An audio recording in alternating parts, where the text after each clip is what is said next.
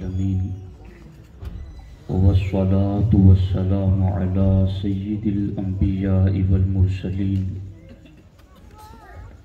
وعلى آله وأصحابه أجمعين أما بعد فأعوذ بالله من الشيطان الرجيم بسم الله الرحمن الرحيم إن الذين آمنوا وعملوا الصالحات سيجعل لهم الرحمن ودا صدق الله العلي العظيم وصدق رسوله النبي الأمين المختار الكريم الرؤوف الرحيم. لائق صد احترام معزز و مکرم علماء کرام، سادات ذوی الاحترام، حاضرین و حاضرات سنی اجتماع، آئیے ہم اور آپ مل کر انتہائی احترام و عقیدت کے ساتھ حضور سید المرسلین، خاتم الانبیاء، شفیع المذنبین، رحمت للعالمین، خاتم المعصومین، راحت العاشقین، صلی اللہ تعالی علیہ وآلہ واصحابہ وبارک وسلم کی بارگاہ میں اپنی غلامی کا ثبوت دیں، اور جس طریقے سے میں پڑھا ہوں میرے ساتھ مل کر با ادب و آواز بلند حضور دل کے ساتھ نذرانِ محبت پیش کریں. الصلاۃ والسلام علیک یا رسول اللہ، الصلاۃ والسلام علیک یا حبیب اللہ، الصلاۃ والسلام علیک یا نبی اللہ، وعلی آلک واصحابک یا نور اللہ، صلی اللہ تعالی علیہ وسلم.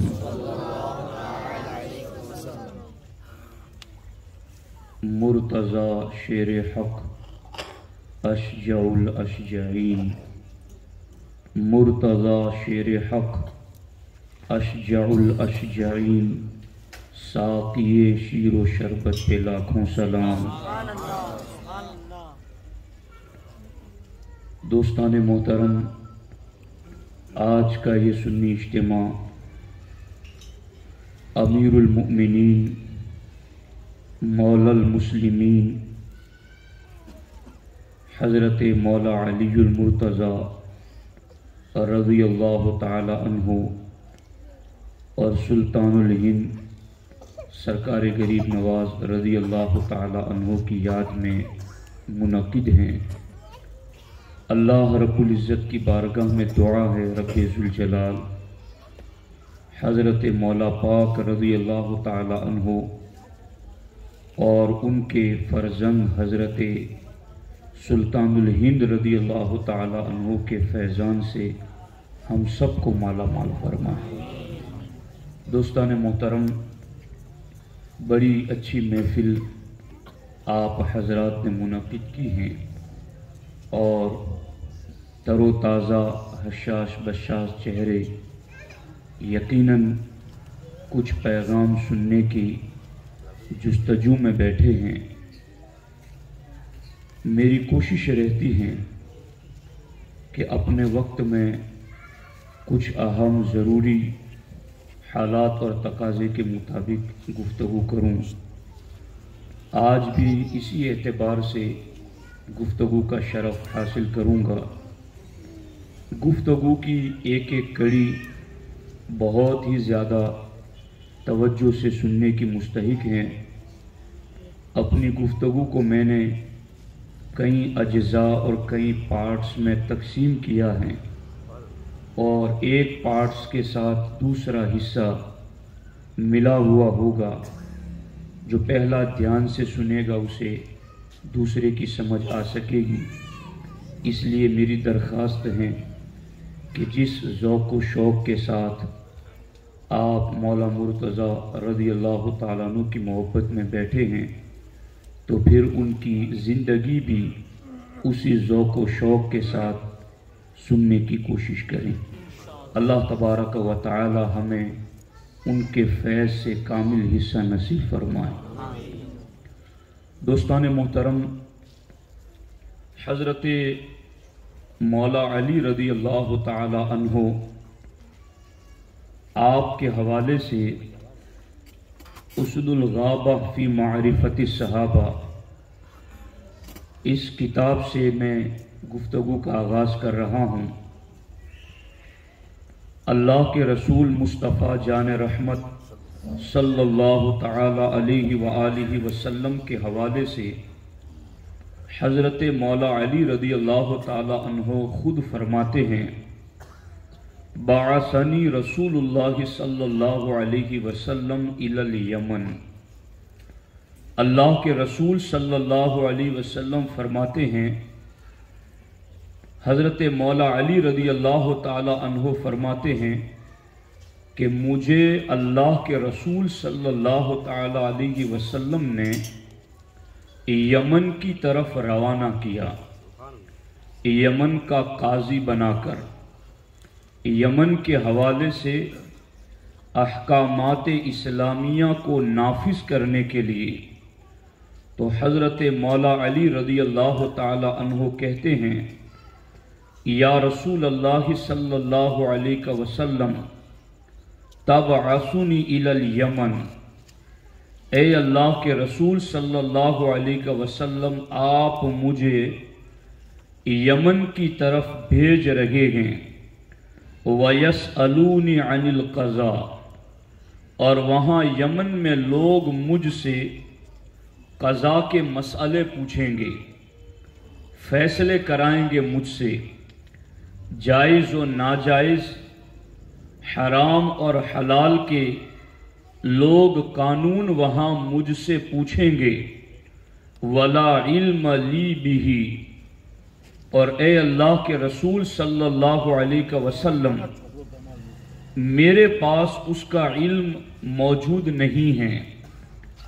آپ مجھے یمن بھیج رہے ہیں اور یمن کا قاضی بنا کر بھیج رہے ہیں، اور آپ کی طرف سے اس بات کا اعلان ہے کہ جس نے بھی مسئلہ پوچھنا ہے اس نے میرے علی سے پوچھنا ہے۔ تو اے اللہ کے رسول صلی اللہ علیہ وسلم لا علم لی بہ، ابھی اس وقت میرے پاس قضاء کا علم تو ہے نہیں، آپ مجھے یمن بھیج رہے ہیں تو پھر مجھے قضاء کا علم بھی عطا فرما دیں۔ ہمارے آقا کی شان تو یہ ہے کہ میرے کریم سے گر قطرہ کسی نے مانگا، دریا بہا دیے ہیں، در بے بہا دیے ہیں۔ اللہ کے رسول صلی اللہ علیہ وسلم کی تو شان یہ ہے، اور نہ کہنا نہیں عادت رسول اللہ کی۔ تو یہاں تو اس علی نے سوال کیا تھا کہ جن کی پرورش ہی مصطفیٰ کی گود میں ہوئی ہے۔ آپ کو پتہ ہوگا کہ جناب ابو طالب کے یہاں چونکہ اولاد زیادہ تھی اور آمدنی تھوڑی ہونے کی وجہ سے گزارا مشکل سے چل رہا تھا، تو حضرت عباس رضی اللہ تعالی عنہ نے اور اللہ کے رسول صلی اللہ علیہ وسلم نے دونوں نے یہ مشورہ کیا کہ چلو ہم ابو طالب کے گھر چلیں اور ان کے ایک ایک بیٹے کو اپنی کفالت اور ذمہ داری میں لے لیں تاکہ ان کا کچھ بوجھ ہلکا ہو جائے۔ اللہ کے رسول صلی اللہ تعالی علیہ وسلم نے اسی وقت بچپن ہی سے مولا علی کو اپنی کفالت میں لے لیا۔ علی نے آنکھ بھی کھولی تو مصطفیٰ کی گود میں کھولی، ماحول بھی دیکھا تو مصطفیٰ کے گھر کا ماحول دیکھا، اور اسی گھر کے اندر حضرت مولا مرتضی رضی اللہ تعالی عنہ کی پرورش ہوتی رہی، جو اتنے قریب ہیں اب وہ علم قضاء کے حوالے سے سوال کر رہے ہیں کہ اے اللہ کے رسول صلی اللہ علیہ وسلم، آپ اگر مجھے یمن بھیج بھی رہے ہیں تو پھر یمن کے حوالے سے جو ذمہ داری مجھے سپرد فرما رکھے گئے، جو ڈیوٹی میرے ذمہ لگا رہے ہیں، اے اللہ کے رسول صلی اللہ علیہ وسلم مجھے اس حوالے سے نواز بھی دیں، مجھے اس حوالے سے کمال بھی عطا کر دیں۔ تو ہمارے آقا حضور سید المرسلین صلی اللہ تعالی علیہ وسلم نے ارشاد فرمایا، ادنو اے علی پھر میرے قریب آ جاؤ۔ حضرت مولا علی رضی اللہ تعالی عنہ اللہ کے رسول صلی اللہ علیہ وسلم کے قریب آ گئے، خود کہتے فدنوت، میں اپنے نبی صلی اللہ علیہ وسلم کے قریب آیا، فضرب بیدہ علی صدری، تو اللہ کے رسول صلی اللہ علیہ وسلم نے اپنا دست کرم میرے سینے پر رکھ دیا۔ آپ غور فرمائیں، یہ وہ دست کرم ہیں کہ جس دست کرم کی ایک انگلی اٹھ جائے تو چاند کا کلیجہ شک ہو جائے۔ یہ وہ دست کرم ہیں کہ جس کی ایک انگلی اٹھ جائے تو ڈوبا ہوا سورج بھی پلٹ آئیں۔ یہ وہ دست کرم ہیں کہ برتن میں رکھ دیں کامثال العیون۔ اعلی حضرت کہتے ہیں ندیاں پنجاب رحمت کی ہیں جاری، واہ واہ، کہ جب برتن کے اندر حضور نے اپنا دست کرم رکھا تو انگلیوں کی کھائیوں سے یوں چشمے جاری ہوئے پانی کے کہ صحابہ کہتے ہیں اگر لاکھوں بھی ہوتے تو پانی ختم نہ ہوتا۔ وہ ہمارے نبی علیہ السلام کا دست کرم، اور وہ دست مبارک جس کے بارے میں رب قرآن میں یہ فرماتا ہے ید اللہ فوق ایدیہم، میرے محبوب یہ تمہارا ہاتھ نہیں، تمہارے رب کا دست کرم ہے، کما یلیق بشانہ۔ آج مولا مرتضیٰ کے سوال پر ہمارے نبی علیہ السلام نے اپنا وہ دست کرم فضرب بیدہ علی صدری، مولا علی کہتے ہیں سرکار نے اپنا دست مبارک میرے سینے پر رکھا۔ اور ادھر تو ہمارے نبی کی شان یہ ہے، میں کیا بتاؤں اور کیسے سمجھاؤں۔ سرکار کی شان تو یہ ہے کہ ہمارے نبی علیہ السلام کی بارگاہ میں جو صحابی آ کر کے بیٹھے اور پھر وہ جانے لگے، اور ان کے پاس کوئی رات کو اندھیرا دور کرنے کے لیے ٹارچ نہیں تھی، تو جب وہ راستہ چلنے لگے تو سرکار نے جو چھڑی انہیں دی تھی، اندھیرے میں پہنچے تو وہ چھڑی خود روشن ہو گئی، وہ چھڑی خود چمکنے لگی۔ اور راستے میں جب دو صحابی کے راستے بدل رہے تھے تو جس کی چھڑی روشن تھی دوسرے نے اپنی چھڑی یعنی لکڑی کو اس سے مس کیا تو اس کی چھڑی بھی روشن ہو گئی۔ نبی کا ہاتھ جہاں لگتا ہے خشک تنے بھی روشن ہو جاتے ہیں، اور وہ بھی آگے روشنی دینا شروع کر دیتے ہیں۔ تو یہاں تو نبی کا پورا دست کرم علی کے سینے پر آ گیا۔ جب پورا ہاتھ ہی مولا علی کے سینے پر ہے، اگر یہ ہاتھ رکھ کر کے ہی سرکار ہٹا دیتے تو بھی سرکار سمندر موجزن فرما دیتے، مگر ہاتھ بھی رکھا۔ اور پھر سرکار دو عالم صلی اللہ علیہ وسلم نے ارشاد فرمایا اللہم ثبت لسانہ وہد قلبہ، اے اللہ علی کی زبان کو ثابت فرما دے، علی جو بھی کہے وہ فیصلہ حق ہی ہو، علی کی زبان کو ثابت فرما دے، وہدی قلبہ، اور علی کے دل کو ہدایت پر قائم فرما۔ اب آپ اندازہ لگائیں، حضرت مولا علی رضی اللہ تعالیٰ عنہ کو یمن جاتے ہوئے ہاتھ سینے پر رکھ کر کے دعا کے ذریعہ اتنا نوازا ہمارے نبی علیہ السلام نے کہ حضرت مولا علی رضی اللہ تعالیٰ عنہ فرماتے ہیں والذی فلق الحب وبرأ النسم ما شککت فی قضاء بین اثنین بعد. مولا علی فرماتے ہیں اس رب کی قسم جس نے بیج کو پھاڑ کر درخت بنا دیا، اس رب کی قسم جس نے روحوں کو پیدا کیا، ما شککت فی قضاء بین اثنین بعد. سرکار نے دستے کرم رکھ کر کے دعا دے کر کے میرے سینے میں علم کا وہ خزانہ اڈیل دیا کہ اس کے بعد مجھے کبھی بھی دو بندوں کے درمیان بھی فیصلہ کرنے میں کوئی شک اور تردد ہو ہی نہ سکا.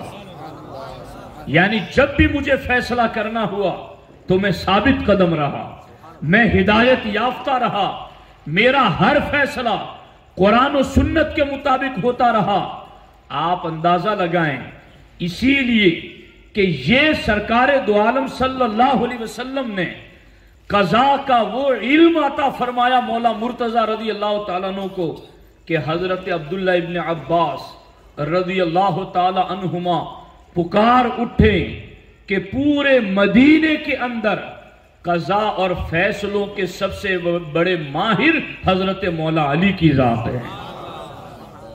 حضرت مولا علی رضی اللہ تعالیٰ عنہ کے سینے میں ہمارے نبی علیہ السلام نے جو علوم منتقل فرمائے، جو ان کے سینے کو علم کا سمندر بنایا، بس اس کی ایک جھلک پیش کر کے پھر اپنے اصل موضوع کی طرف آپ کی توجہ دلانا چاہتا ہوں کہ وہ علم جو سرکار نے دیا، یوں تو مولا علی نے یہ فرمایا کہ یہ دست کرم میرے سینے پر آیا فما شککت بین اثنین بعد، تو اس کے بعد مجھے دو بندوں کے درمیان بھی کبھی فیصلہ کرنے میں کوئی شک نہیں ہوا، کبھی فیصلہ کرنے میں کوئی تردد نہیں ہوا.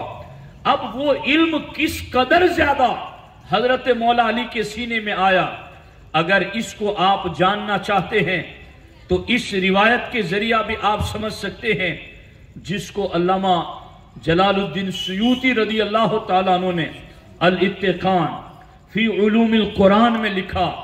امام جلال الدین سیوطی رضی اللہ تعالیٰ عنہ لکھتے ہیں ان اللہ تعالی جمع علوم الاولین والآخرین فی الکتب الاربعہ. حضرت امام جلال الدین سیوطی لکھتے ہیں کہ اللہ تبارک و تعالی نے سارے اولین کے اور سارے آخرین کے، یعنی جتنے بھی پہلے گزر چکے ہیں ان کے اور جتنے بھی بعد میں آنے والے گے ان کے سارے علوم، سارے علم کو اللہ نے فی الکتب الاربعہ 4 کتابوں میں جمع فرما دیا. سارے علوم کو، اگلے پچھلے اولین آخرین کے تمام علوم کو اللہ رب العزت نے 4 کتابوں میں جمع فرمایا. تورات، زبور، انجیل اور قرآن مجید. سارے علوم 4 کتابوں میں اللہ رب العزت نے جمع فرمائے. آگے کہتے ہیں وَعُلُومَهَا فِي الْقُرْآنِ، اور اللہ نے پھر باقی 3 کتابوں کے علوم بھی قرآن میں جمع فرما دیے. یعنی اب سارے اولین اور آخرین کے علوم اللہ رب العزت نے قرآن مجید میں جمع فرما دیے. کل صغیر و کبیر مستتر، قرآن کہتا ہے ہر چھوٹا بڑا قرآن میں لکھا ہوا ہے. قرآن مجید کی شان یہ کہ ولا رطب ولا یابس الا فی کتاب مبین، ہر خشک و تر قرآن کے اندر موجود ہیں.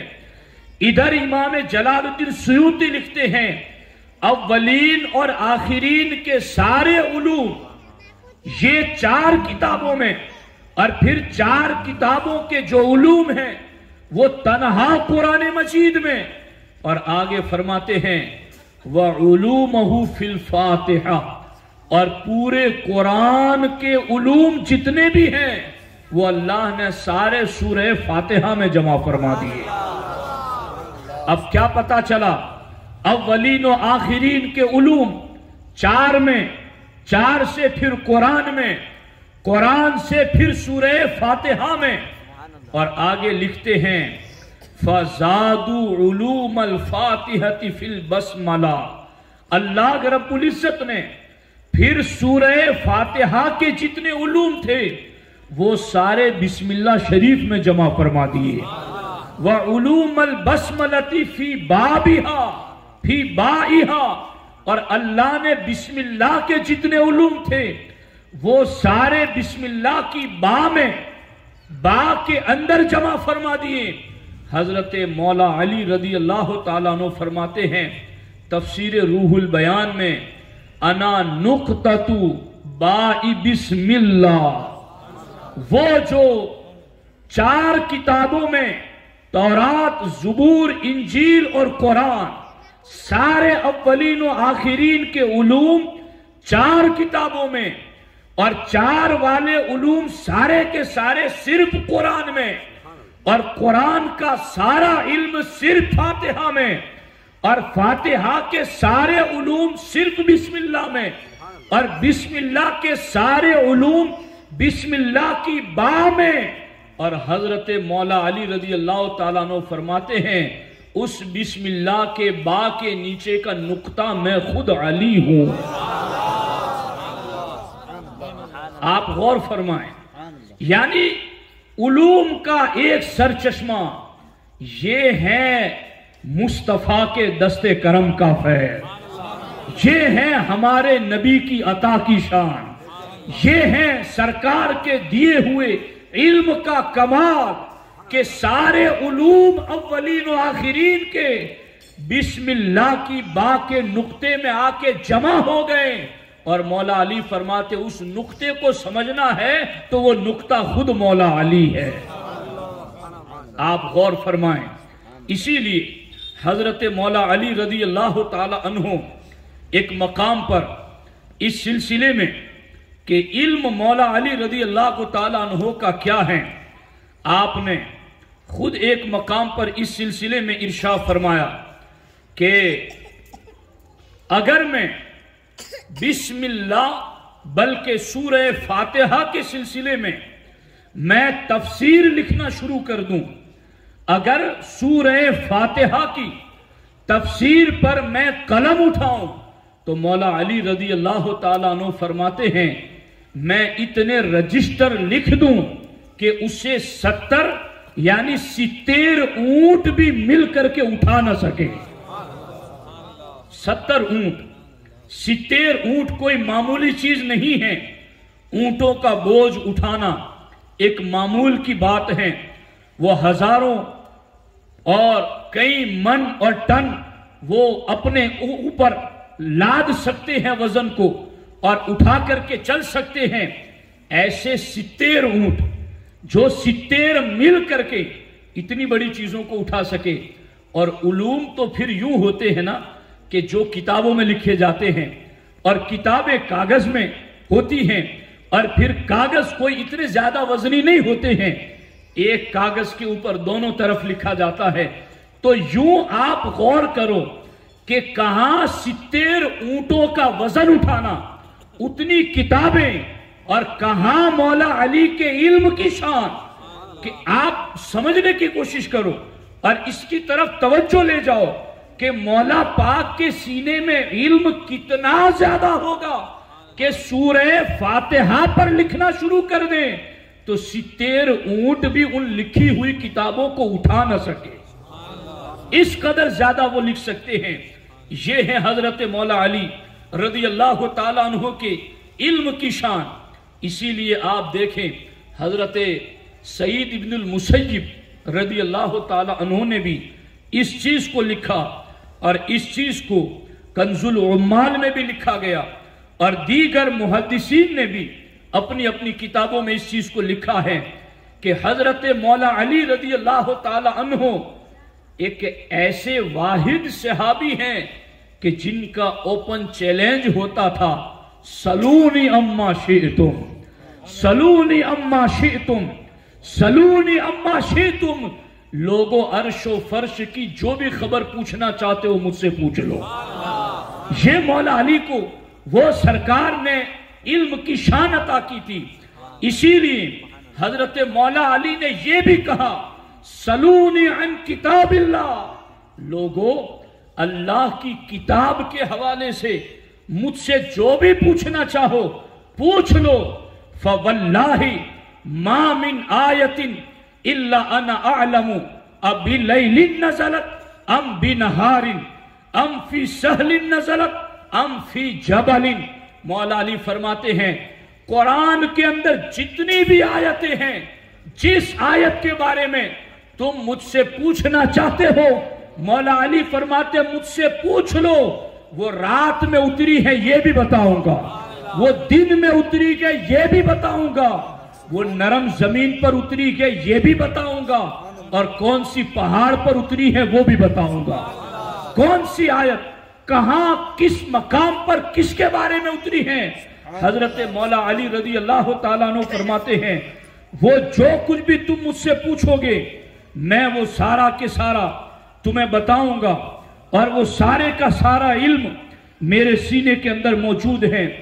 आप गौर फरमाएं, हजरत मौला अली रजी अल्लाह ताला अन्हु ने दूसरे मकाम पर यह भी फरमाया कि कौन सी आयत किसके बारे में उतरी और कौन सी आयत किस मकाम पर उतरी।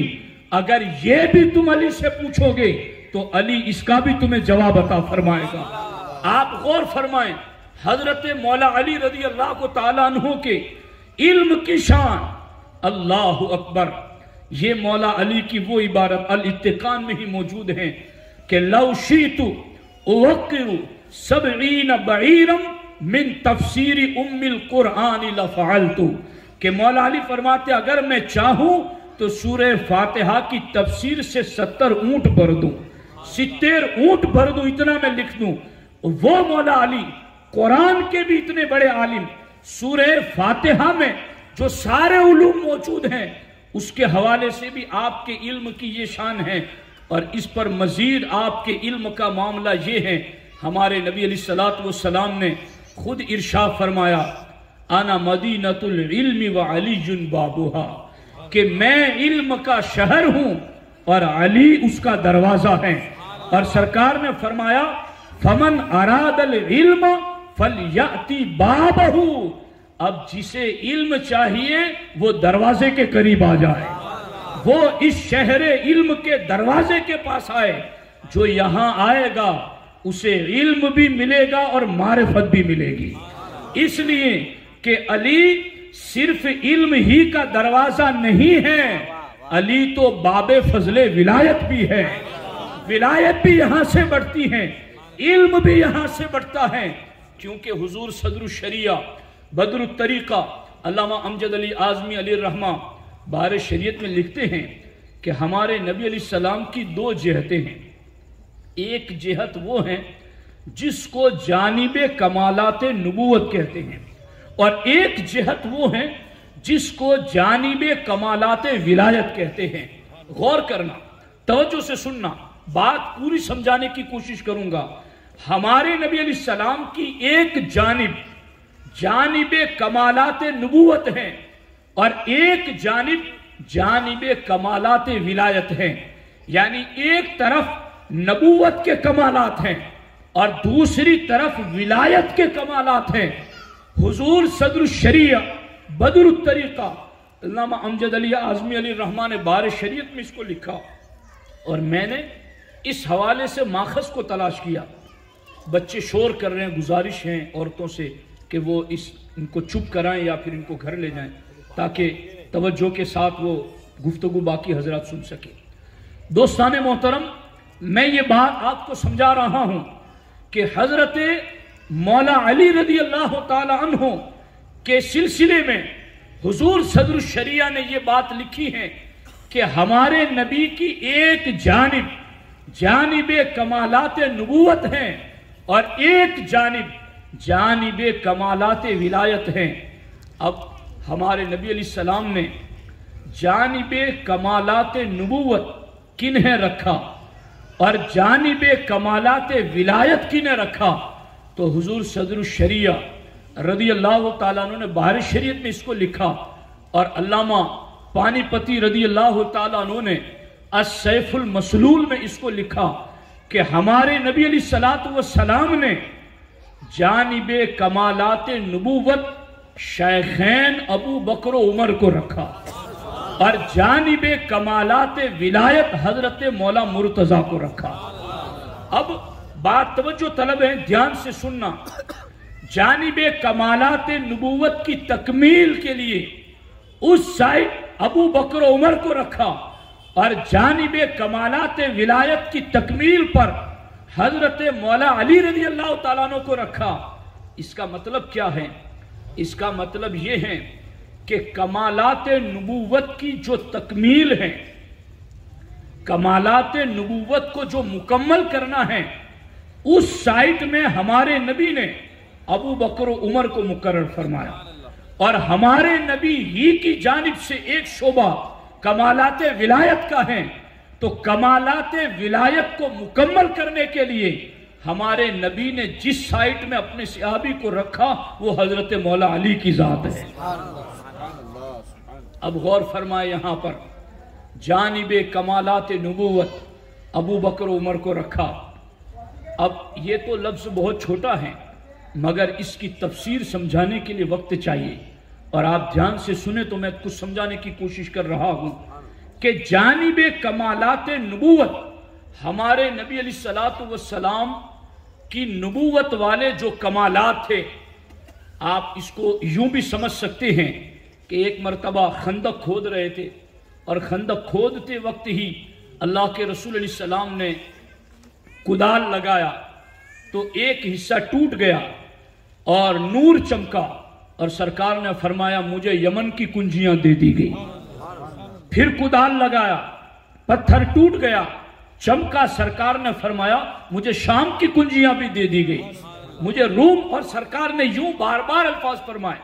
تو وہ جو اللہ کے رسول صلی اللہ علیہ وسلم نے اپنی نبوت والے کمالات کی تکمیل کا جو معاملہ تھا، اس سائٹ میں ابو بکر و عمر کو رکھا، اور ان دونوں بزرگوں نے اپنے دور خلافت میں جانب کمالات نبوت کی تکمیل کا حق ادا کر دیا، اور پھر قیامت تک کے لیے جانب کمالات ولایت کا معاملہ، یعنی قیامت تک کے لیے کسے غوث بنانا ہے، کسے قطب بنانا ہے، کسے ابدال کے لیے چننا ہے، کسے نجیب اور نقیب بنانا ہے، کون نقبہ میں سے رہے گا، کون نجبہ میں سے رہے گا، کون قطبیت کبرا پر رہے گا، کون قطبیت صغرا پر رہے گا، قیامت تک کے لیے جانب کمالات ولایت کی تکمیل پر ہمارے نبی نے حضرت مولا علی کی ڈیوٹی لگائی ہے۔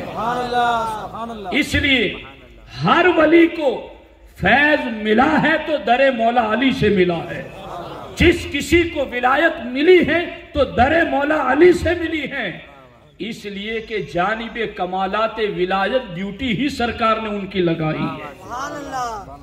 اب یہاں پر ایک چیز یہ بھی ہے جس کو سرکار اعلی حضرت نے فتح رضویہ شریف میں بھی ذکر فرمایا ہے، چونکہ ایک شبہ کبھی کبھی افضلیت کے سلسلے میں یہ پیدا ہوتا ہے، چونکہ سارے سلاسل جتنے بھی سلسلے ہیں، قادری، چشتی، نقشبندی، سہروردی، وہ سارے منتہی مولا علی پر ہوتے ہیں، سارے جا کر کے کہاں ختم ہوتے ہیں؟ حضرت مولا علی پر۔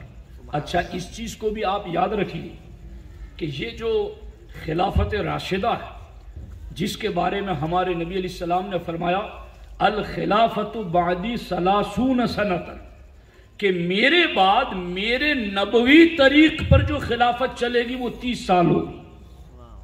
کتنے سال ہوگی؟ کتنے سال ہوگی؟ 30 سال ہوگی۔ اور اس خلافت میں جو خلیفۃ المسلمین ہوتے، باقی لوگ ان کے ہاتھ پر بیعت کرتے۔ حضور علیہ السلام کے وصال کے بعد حضرت ابو بکر صدیق کے ہاتھ پر تمام صحابہ نے بیعت کی۔ ابو بکر صدیق کے وصال کے بعد حضرت عثمان غنی کے ہاتھ پر حضرت عمر فاروق اعظم کے ہاتھ پر تمام صحابہ نے بیعت کی۔ ان کے بعد عثمان غنی، ان کے بعد مولا علی رضی اللہ تعالیٰ عنہ، اور ان کے بعد امام حسن مجتبی رضی اللہ تعالیٰ عنہ. یہ جو بیعت ہوتی تھی وہ صرف الیکشن والی پرچی ڈالنا نہیں ہوتا تھا.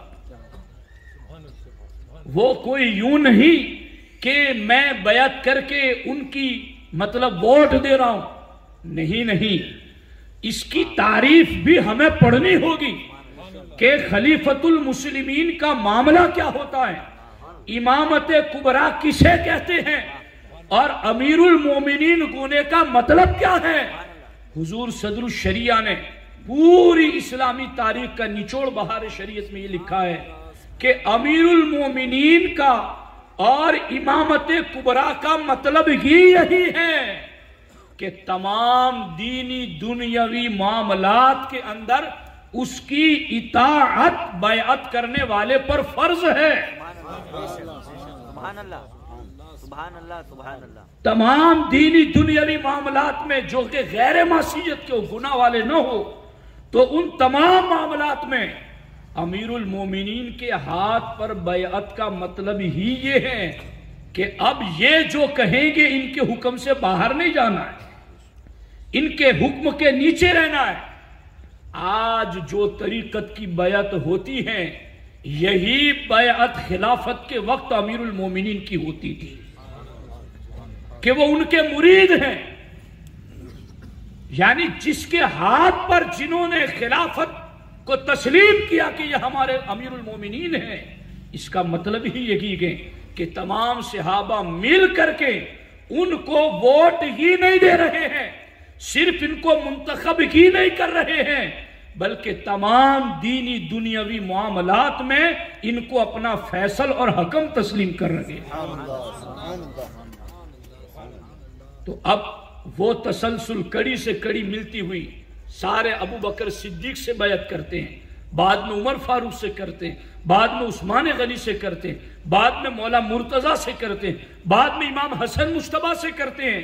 تو اب یہ بیعت اب مولا علی پر جا کر جو منتہی ہوتا ہے، وہ جو سلسلے، وہ سارے سلسلوں سے پوچھو کہ مولا علی سے آگے پھر کون سے جاری ہیں، تو آگے پتا چلے گا پھر عثمان غنی ہے، پھر عمر فاروق اعظم ہے، پھر صدیق اکبر ہے، پھر نبیوں کے امام ہیں.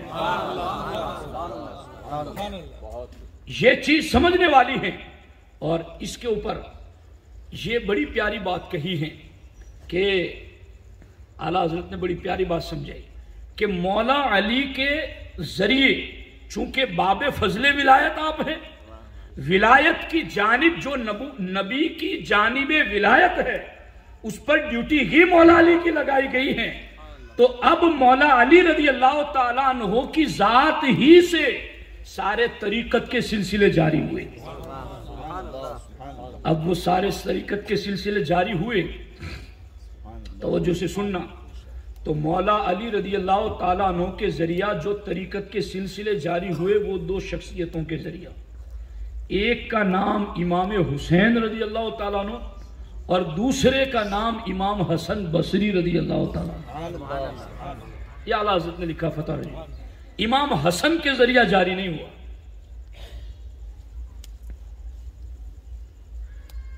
امام حسن کے ذریعہ جاری نہیں ہوا.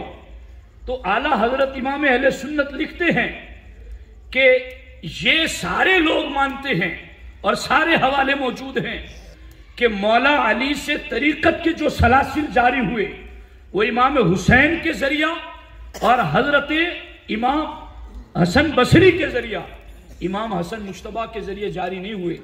لیکن ہر کوئی یہ بھی مانتا ہے کہ مرتبہ حضرت امام حسن مجتبی کا ہی افضل ہے. مرتبہ امام حسن مجتبی ہی کا افضل ہے. کیا پتا چلا کہ ایسا ہو سکتا ہے کہ جو افضل ہو مگر ان سے کوئی طریقت کا سلسلہ نہ جاری ہو.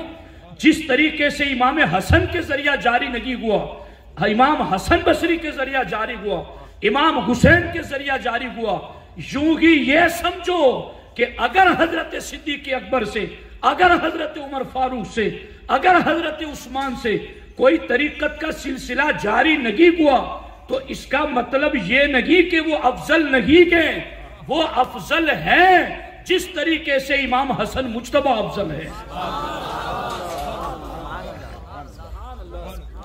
اور اعلیٰ حضرت نے ایک دوسری دقیق بات بھی سمجھائی۔ اعلیٰ حضرت فرماتے ایک ہے سیر فی اللہ اور ایک ہے سیر الی اللہ۔ سیر کا معنی ہے چلنا، الی اللہ کا معنی ہے اللہ کی بارگاہ کی طرف چلنا، اور ایک ہے سیر فی اللہ۔ سیر فی اللہ کا معنی ہے جو اللہ کی ذات میں فنا ہو چکا۔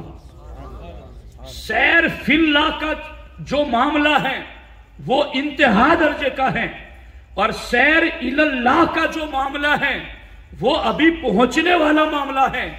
اعلیٰ حضرت فرماتے ہیں کہ حضرت ابو بکر صدیق، عمر فاروق، عثمان غنی، مولا علی رضی اللہ تعالی عنہم اجمعین سیر الی اللہ کے بعد سیر فی اللہ کی منزل میں پہنچے، سیر فی اللہ کی منزل میں پہنچے، اور آگے فرماتے ہیں اب ان میں سے بعض کو کبھی کبھی سیر الی اللہ سے سیر فی اللہ تک پہنچا کر پھر انہیں واپس عالم ناسوت کی طرف لایا جاتا ہے۔ یعنی سیر فی اللہ اور عالم لاہوت دونوں ایک چیز ہیں کہ بندہ اللہ کی ذات اور معرفت میں گم ہو جائے، اس کو عالم لاہوت بھی کہتے ہیں اور اس کو سیر فی اللہ بھی کہتے ہیں۔ اعلیٰ حضرت لکھتے ہیں کہ سیر فی اللہ عالم لاہوت میں جانے کے بعد کبھی کبھی کسی کو وہاں سے عالم ناسوت یعنی مخلوق کی رہنمائی کے لیے بھی ایک گنا توجہ دنیا کی طرف بھی دلائی جاتی ہے۔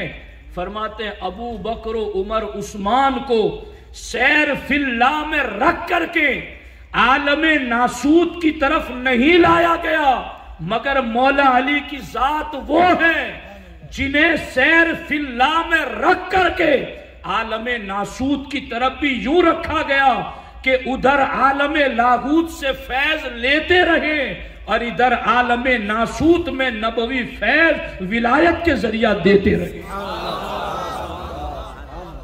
یہ ہے مولا علی، یہ چاروں خلفاء میں مولا علی کی خصوصیت ہے۔ اور اعلیٰ حضرت فرماتے ہیں ایسی جزوی فضیلت تو ایک کیا مولا علی میں اور بھی کئی ہیں کہ جو اللہ نے باقی کسی صحابی میں نہ رکھی مگر ان میں رکھی، اور ایسے خلفائے راشدین کے علاوہ بھی کئی صحابہ ہیں کہ ان خلفائے راشدین میں وہ جزوی فضیلت نہیں جو باقیوں میں ہے۔ حضرت زید کا نام قرآن میں ہے، کسی کا نہیں ہے جی۔ تو ایسی بعض خصوصیت اور جزوی فضیلتیں وہ ہر صحابی کو ہو سکتی ہیں، لیکن عقیدہ ماننا کہ افضل کون ہے تو اس میں اہل سنت کا اجماع ہے اس چیز پر کہ اس امت میں پہلے نمبر پر ابو بکر صدیق ہے، پھر عمر فاروق ہے، پھر عثمان غنی ہے، پھر مولا علی ہے، اور مولا علی تک ہی سارے سلسلے اس لیے پہنچتے ہیں کہ ولایت کے دروازے پر سرکار نے ڈیوٹی ہی مولا علی کی لگائی۔ اب دیکھو یہاں پر مولا علی رضی اللہ تعالیٰ عنہ کے بارے میں اب بات تفصیل طلب ہوتی جا رہی ہے، لیکن میں جس اصل رخ کی طرف آپ کی توجہ دلانا چاہتا ہوں وہ کچھ اس طرح سے ہیں کہ حضرت مولا علی رضی اللہ تعالی عنہ کے بارے میں ہمارے نبی علیہ السلام نے چند خصوصی تعلیمات مولا علی کو دی ہیں۔ اس سلسلے میں ایک تمہیدی بات آپ کو سمجھا دوں۔ خلافت کس ترتیب سے رہے گی، کون پہلے بعد میں، کون تیسرے کون چوتھے نمبر پر رہے گا، ہمارے نبی علیہ السلام نے اشاروں میں سارا ہی بتا دیا تھا۔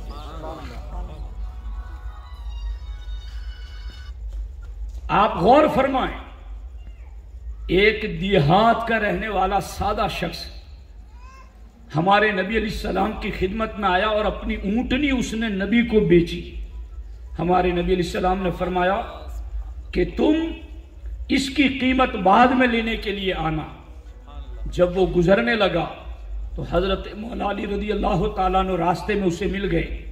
کہاں سے آ رہے ہو؟ کہا مصطفیٰ جان رحمت کی بارگاہ سے آ رہا ہوں. کہا کیا ہوا؟ کہا اپنا سودا کر کے آیا ہوں اور قیمت کے لیے سرکار نے وعدہ کیا ہے. کہا جاؤ تم جا کر کے نبی سے پوچھو کہ یا رسول اللہ کے صلی اللہ علیہ وسلم اگر میری قیمت ادا کرنے سے پہلے آپ دنیا سے پردہ فرما گئے تو آپ کے بعد میں یہ قیمت کس سے لوں گا؟ تو وہ دیہات کے رہنے والے فوراً گئے اور سرکار سے پوچھا حضور اگر آپ دنیا سے چلے گئے اس قیمت کو ادا کرنے سے پہلے تو یہ قیمت میں نے کس سے لینی ہے؟ تو ہمارے نبی علیہ السلام نے ارشاد فرمایا یہ قیمت تم ابو بکر صدیق سے لے لینا. اب جب گئے تو وہ مولا علی نے پھر پوچھا کیا بتایا؟ کہا ابو بکر صدیق سے لینا یہ بتایا. کہا جاؤ جا کے حضور سے پوچھو کہ اگر صدیق بھی دینے سے پہلے دنیا سے چلے گئے تو کون دے گا؟ یہ ہیں باب مدینۃ العلم، یہ ہیں جن کے سینے پر سرکار نے ہاتھ رکھ کے سارے سمندر انڈیل دیے تھے. کوئی بات انہوں نے رہنے ہی نہیں دی، سارا کچھ پہلے ہی پوچھ لیا تھا. حضرت مولا علی رضی اللہ تعالیٰ نے کہا جاؤ جا کر کے پوچھو. گئے جا کر حضور سے پوچھا حضور اگر ابو بکر صدیق بھی میری قیمت دینے سے پہلے رخصت ہو گئے تو پھر ان کے بعد میں نے کن سے لینی ہے؟ کہا اگر ابو بکر صدیق نہ ہو تو پھر تم عمر فاروق سے لے لینا. مولا علی نے پھر پوچھا، کہا عمر فاروق کا نام دیا ہے. کہا جاؤ جا کر کے ایک مرتبہ اور پوچھو کہ حضور اگر عمر فاروق بھی دینے سے پہلے چلے گئے تو کس سے لوں گا؟ گئے جا کر پوچھا تو حضور علیہ السلام نے فرمایا کہ پھر عثمان غنی سے لے لینا. یعنی اتنی بار وہ آ رہے گئے، سرکار بھی ایک بار بھی یہ نہیں کہتے چل خدا کے بندے کیوں بار بار پوچھ رہا ہے، میں نبیوں کا امام ہوں، میں تمہاری زندگی موت کو جانتا ہوں تو مجھے اپنا نہیں پتا، میں تمہیں دے کے جاؤں گا، چلو جاؤ تم. سرکار چاہتے تو یہ کہہ دیتے، مگر سرکار بھی جانتے تھے کہ یہ پوچھ کون رہا ہے. کہیں ایسا نہ ہو کہ میرے وصال کے بعد خلافت کے معاملے میں کوئی میرے علی کو بزدلی کا تانا دے دے. میں پہلے ہی سارا علم علی کو بتا دیتا. جب پھر گئے حضرت مولا علی نے کہا کیا بتایا؟ کہا عثمان غنی کا نام بتایا. کہا بس ابھی ایک آخری مرتبہ تم جاؤ اور جا کر کے حضور سے پوچھو کہ حضور اگر عثمان بھی میری قیمت دینے سے پہلے رخصت ہو گئے تو کون میری قیمت ادا کرے گا؟ سرکار سے پوچھا تو میرے آقا نے ارشاد فرمایا اِلَى الَّذِي أَرْسَلَكَ، اب تم عثمان بھی نہ ہو تو اپنے اونٹ کی قیمت اسی سے لے لینا جو تمہیں میرے پاس بھیج رہا ہے.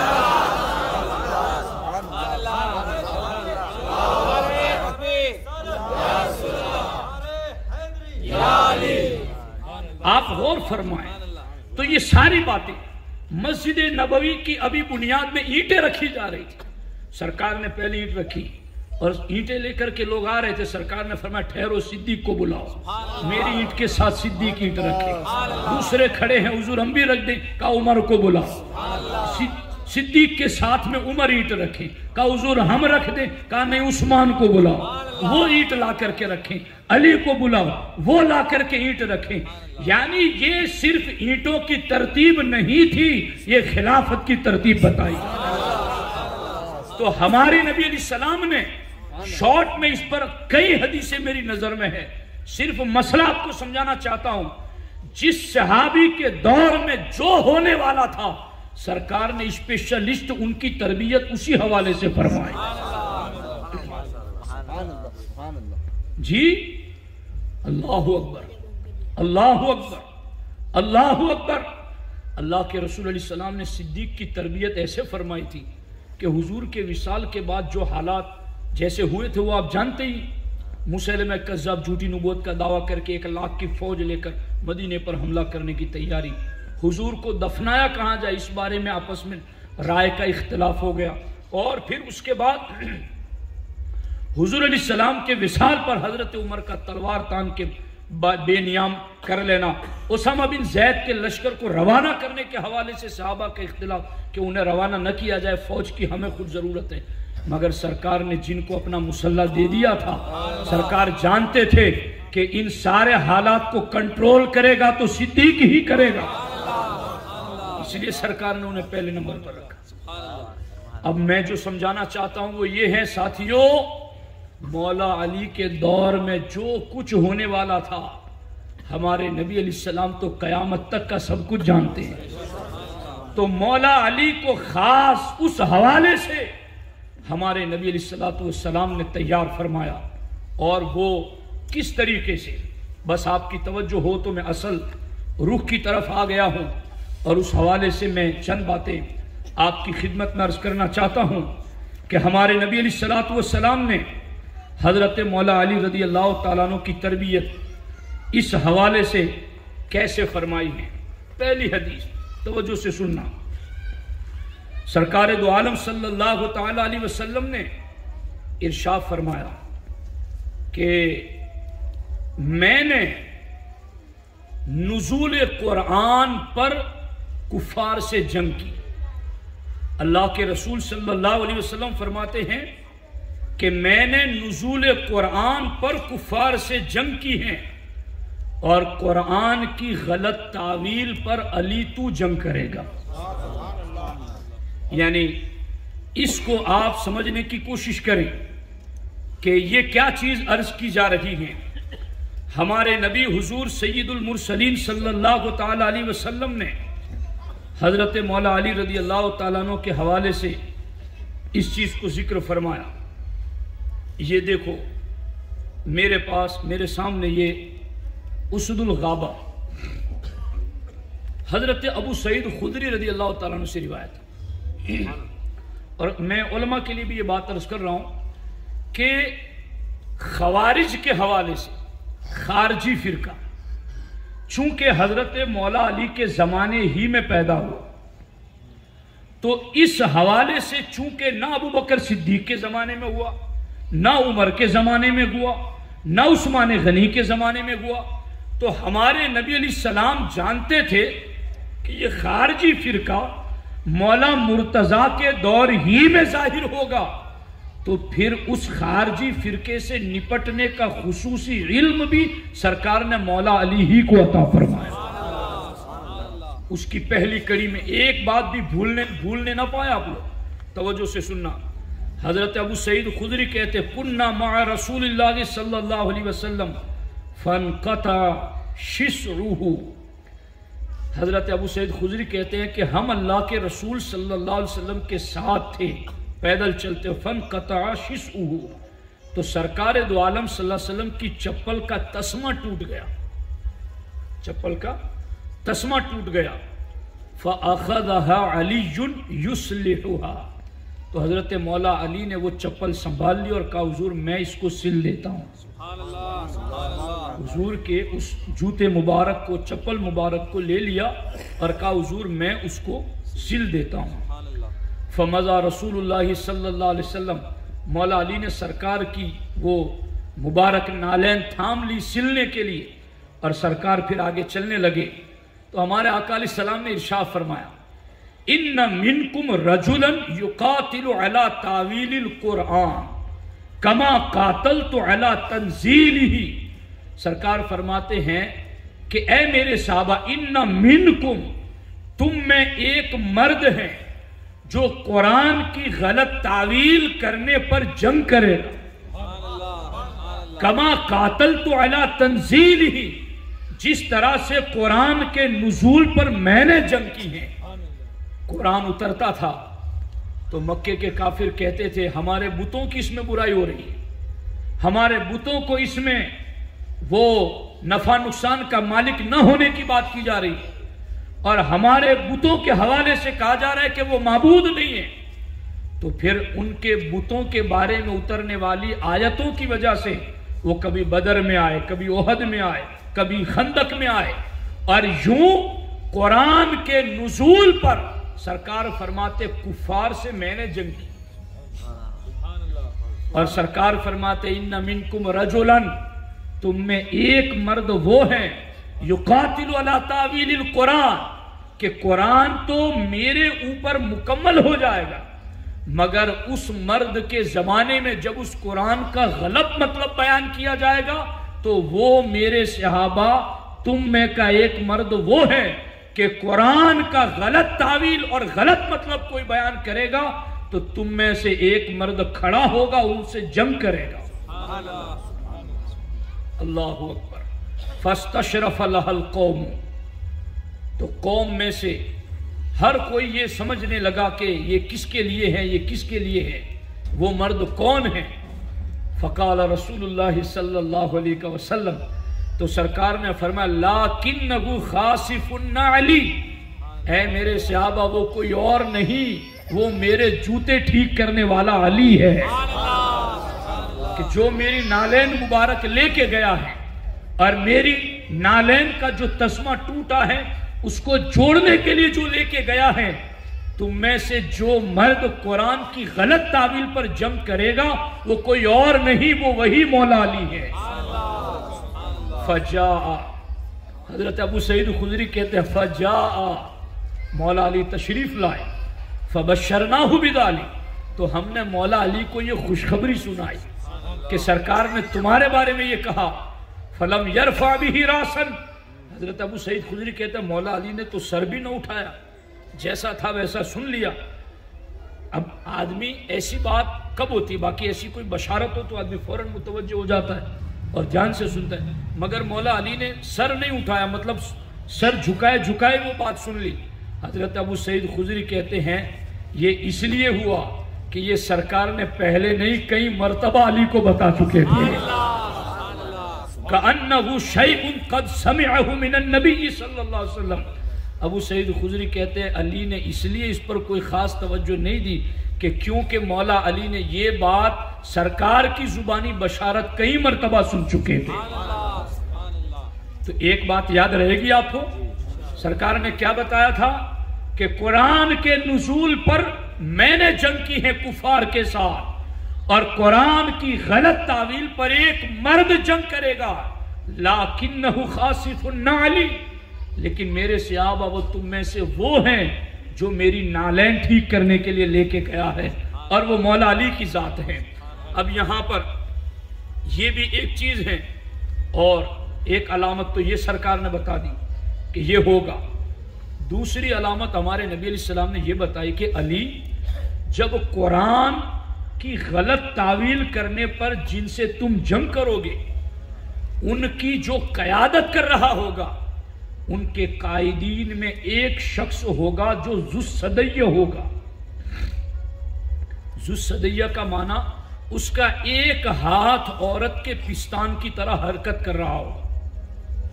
تو اے علی جب تم قرآن کی غلط تعویل پر جن سے جنگ کرو گے تو ان میں ذو الصدیہ بھی ہوگا.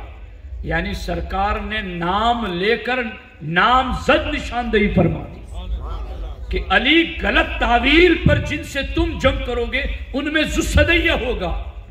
اور پھر اس کے بعد ہمارے نبی نے یہ بھی فرمایا علی تم جن سے قرآن کی غلط تعویل پر جنگ کرو گے وہ نہروان کے اس طرف نہیں جائیں گے، تم اس طرف ان سے جنگ کرو گے.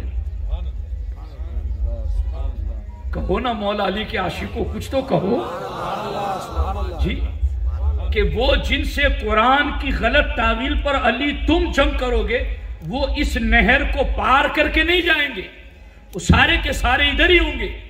اور سرکار نے یہ بھی فرمایا علی میں یہ بھی تجھے نہ بتا دوں کہ ان میں کے 10 سے زیادہ بچیں گے نہیں اور تیری فوج میں سے 10 سے زیادہ شہید نہیں ہوں گے.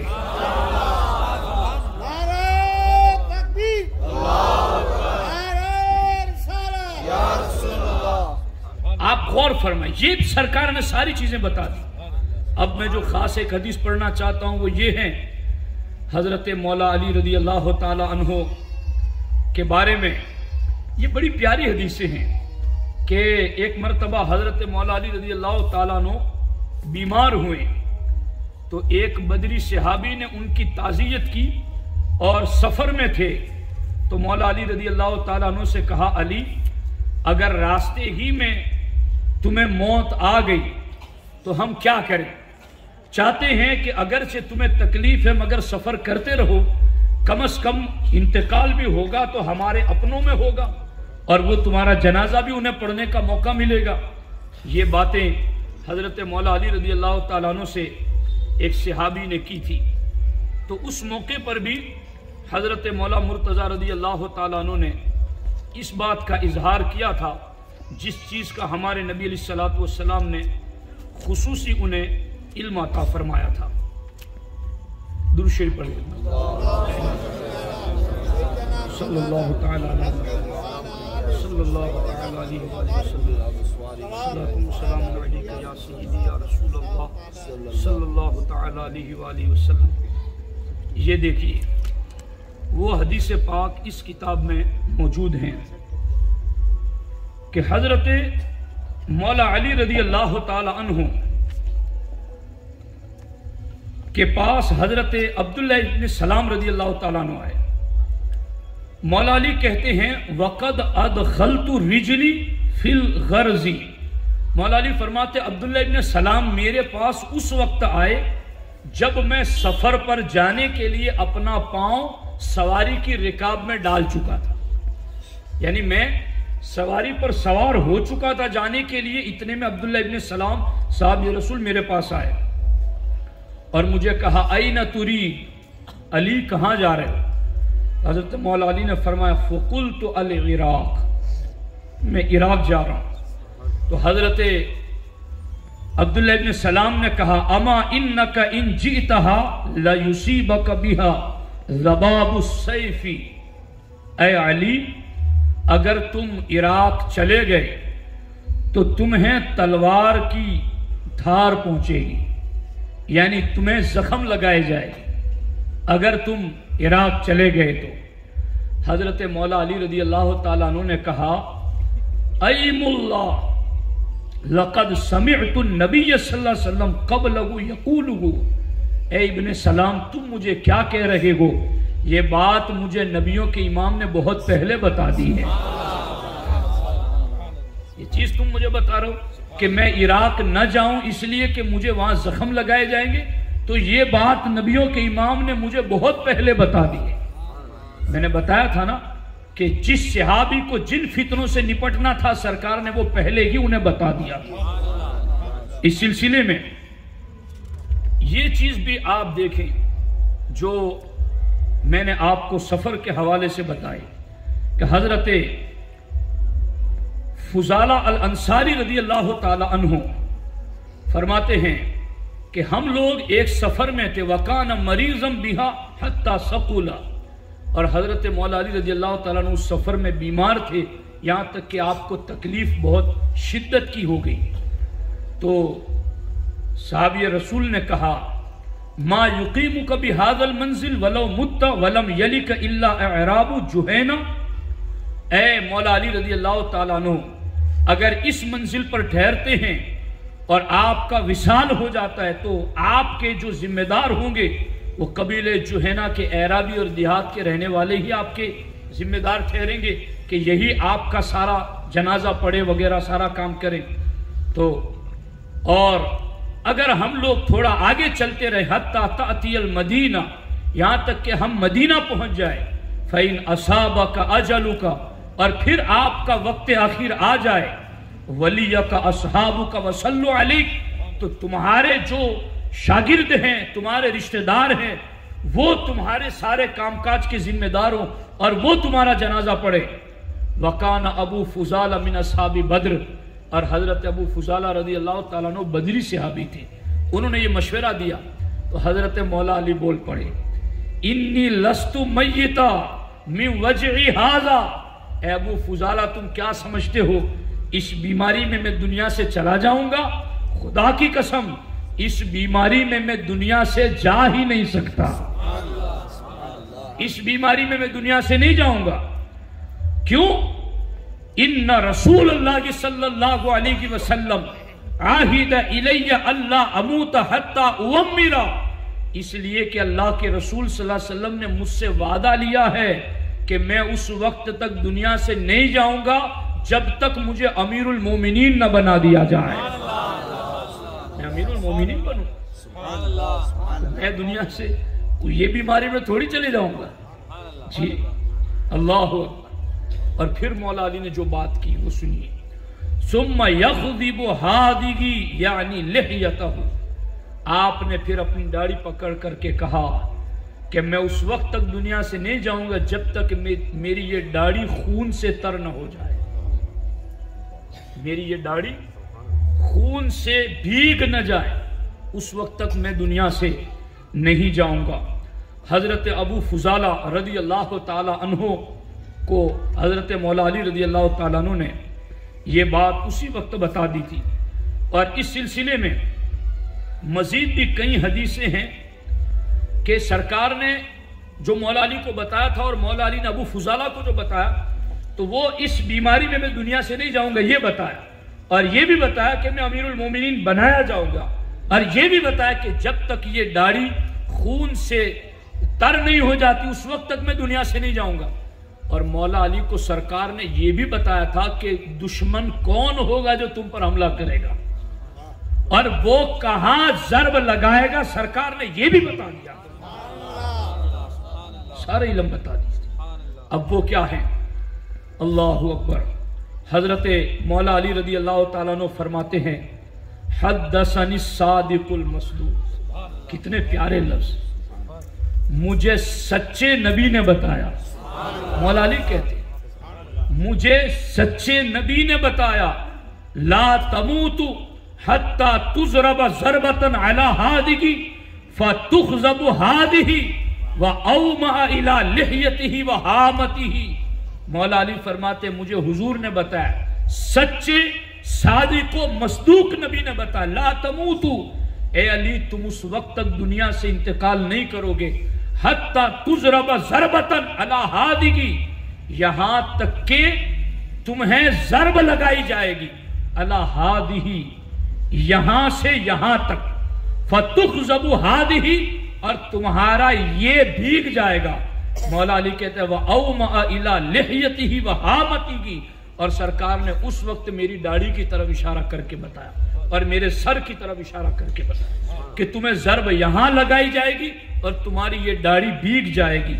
وَيَقْتُلُكَ أَشْقَاهَا، اور اے علی تمہیں قتل کرنے والا سب سے بڑا بدبخت ہوگا، جو تمہیں قتل کرے گا وہ سب سے بڑا بدبخت ہوگا۔ اب سرکار نے آگے کیا کہا، توجہ سے سننا، کما عقر ناقۃ اللہ اشقى بنی فلان من سمود، سرکار نے فرمایا جس طرح سے صالح علیہ السلام کی اونٹنی کے پاؤں قوم سمود کے سب سے بدبخت انسان نے قتل کیے، پاؤں کاٹے، بس اسی طرح سے میری امت کا بدبخت ترین بندہ وہ ہے جو علی تجھ پر ضرب لگائے گا۔ اور ہمارے نبی علیہ السلام نے باضابطہ اس کے حوالے سے پوری وضاحتیں بھی پیش فرمائیں۔ اس سلسلے میں کئی حدیثیں اس ضمن میں ہیں، بس ایک حدیث ذکر کر کے پھر میں اصل موضوع کی طرف آپ کی توجہ لے جانا چاہتا ہوں۔ اب آپ بھی دل تھام کے بیٹھیے، چونکہ برداشت کیجئے اور سننا ہے، چونکہ مولا پاک کی محفل ہے۔ مجھے مولا علی کا ذکر کرتے ہو خدا کی قسم بہت دلچسپی ہے اور بہت کیف محسوس کرتا ہوں، چونکہ ہمارے لیے ایک تو ہے کہ وہ ولیوں کے شہنشاہ ہیں، ہمیں ولایت کا فیض لینا ہے تو ان کا نام تو لینا ہی ہے، علی علی کیے بغیر فیض ملے گا نہیں، تو وہ تو ہماری رات دن کی تسبیح ہی ہے جو ہمیں پڑھنی ہے۔ مگر اس دور میں سنی سچے عقیدے کو بچانے کے لیے، خارجیت اور رافضیت کی گند سے بچانے کے لیے مولا علی کی ذات ہمارے لیے حفاظت کا ایک مضبوط قلعہ ہے۔ جو علی کا ہوگا، بلکہ جو سچا علی کا ہوگا، وہ نہ رافضیوں کی طرف جائے گا نہ خارجیوں کی طرف جائے گا۔ میں تو کہتا ہوں روز مولا علی کی محفل ہو اور علی کے دیوانے روز علی کا طریقہ سنیں اور روز علی کا طریقہ سن کر کے روز تر و تازہ عمل کا آغاز کریں۔ آپ غور فرمائیں، یہ بھی ایک حدیث پاک ہے۔ حضرت مولا علی رضی اللہ تعالیٰ عنہ فرماتے ہیں قال علی رسول اللہ صلی اللہ علیہ وسلم، اب مولا علی کہتے ہیں کہ مجھے اللہ کے رسول صلی اللہ علیہ وسلم نے کہا من اشقل اولین، اے علی، سرکار خود بتا رہے ہیں یعنی سرکار خود دریافت کر رہے، پوچھ رہے ہیں، کیا پوچھ رہے ہیں؟ علی من اشقل اولین، اگلے لوگوں میں سب سے بدبخت کون ہے توجہ آپ کی؟ سرکار فرما رہے ہیں علی اگلے لوگوں میں بدبخت سب سے بڑا کون ہے؟ تو مولا علی نے فرمایا عاقر الناقہ، صالح علیہ السلام کی اونٹنی کے پاؤں جس نے کاٹے وہ سب سے بڑا بدبخت ہے۔ یہ مولا علی نے جواب دیا۔ تو سرکار نے فرمایا صدقتا، علی تم نے سچ کہا۔ اور پھر سرکار نے کہا فمن اشقل آخرین، اور بعد والوں میں سب سے بدبخت ترین کون ہے؟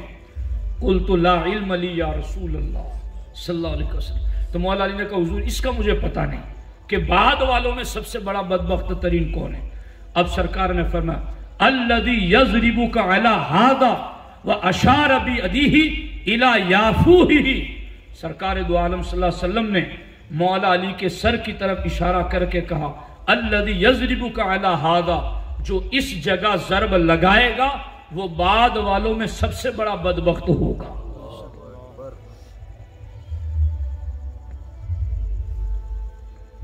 فغضب ہادہ فخضب ہادہ من ہادہ، یعنی لحیتہ من دم رأسہ، سرکار نے یہ بھی بتایا اشارہ کر کے کہ وہ تمہیں یہاں مارے گا تو یہاں سے تمہارے خون نکلے گا تو تمہاری داڑھی خون سے تر ہو جائے گی۔ اب اتنی باتوں سے، حالانکہ میرے اس پر 4 بیان آلریڈی ہمارے ہرا اسلامک جمبو سر پر موجود ہے، آپ سرچ کیجئے سنیے کہ خارجی کون، یہ میں نے وہاں اپنے سینٹر پہ ہی بیان کر کے اپلوڈ کرائے ہیں، 1-1.5-2 سال ہو گئے، اس کو سنیے۔ اس کے علاوہ سرکار نے درجنوں باتیں اس فرقے کے حوالے سے مولا علی کو بتا دی جس فرقے کے ساتھ مولا علی کا مقابلہ ہونا تھا۔ اب مولا علی نے پہلی علامت کیا بتائی تھی؟ سرکار نے پہلی علامت یہ بتائی تھی مولا علی کو کہ قرآن کی غلط تعویل کرنے پر تم ان سے جنگ کرو گے۔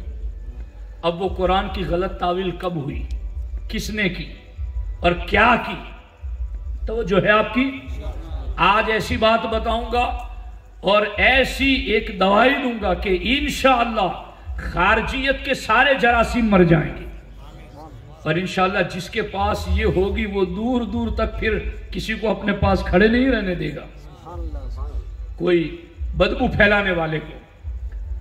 وہ کیا چیز ہیں کہ جب حضرت امیر معاویہ اور مولا علی رضی اللہ تعالیٰ عنہ کے درمیان صلح کے معاملات پر ابو موسیٰ اشعری اور حضرت عمرو بن عاص رضی اللہ تعالیٰ عنہما کو فیصل بنایا گیا، دونوں نے متفقہ طور پر، مولا علی کی طرف سے ابو موسیٰ اشعری اور امیر معاویہ کی طرف سے حضرت عمرو بن عاص رضی اللہ تعالیٰ عنہم اجمعین، جب یہ 2 بنائے گئے، میں نے مشکات شریف کی حدیث میں یہ حدیث پڑھی ہے اور میں نے اپنے دوسرے بیانات میں کوٹ کیا ہے۔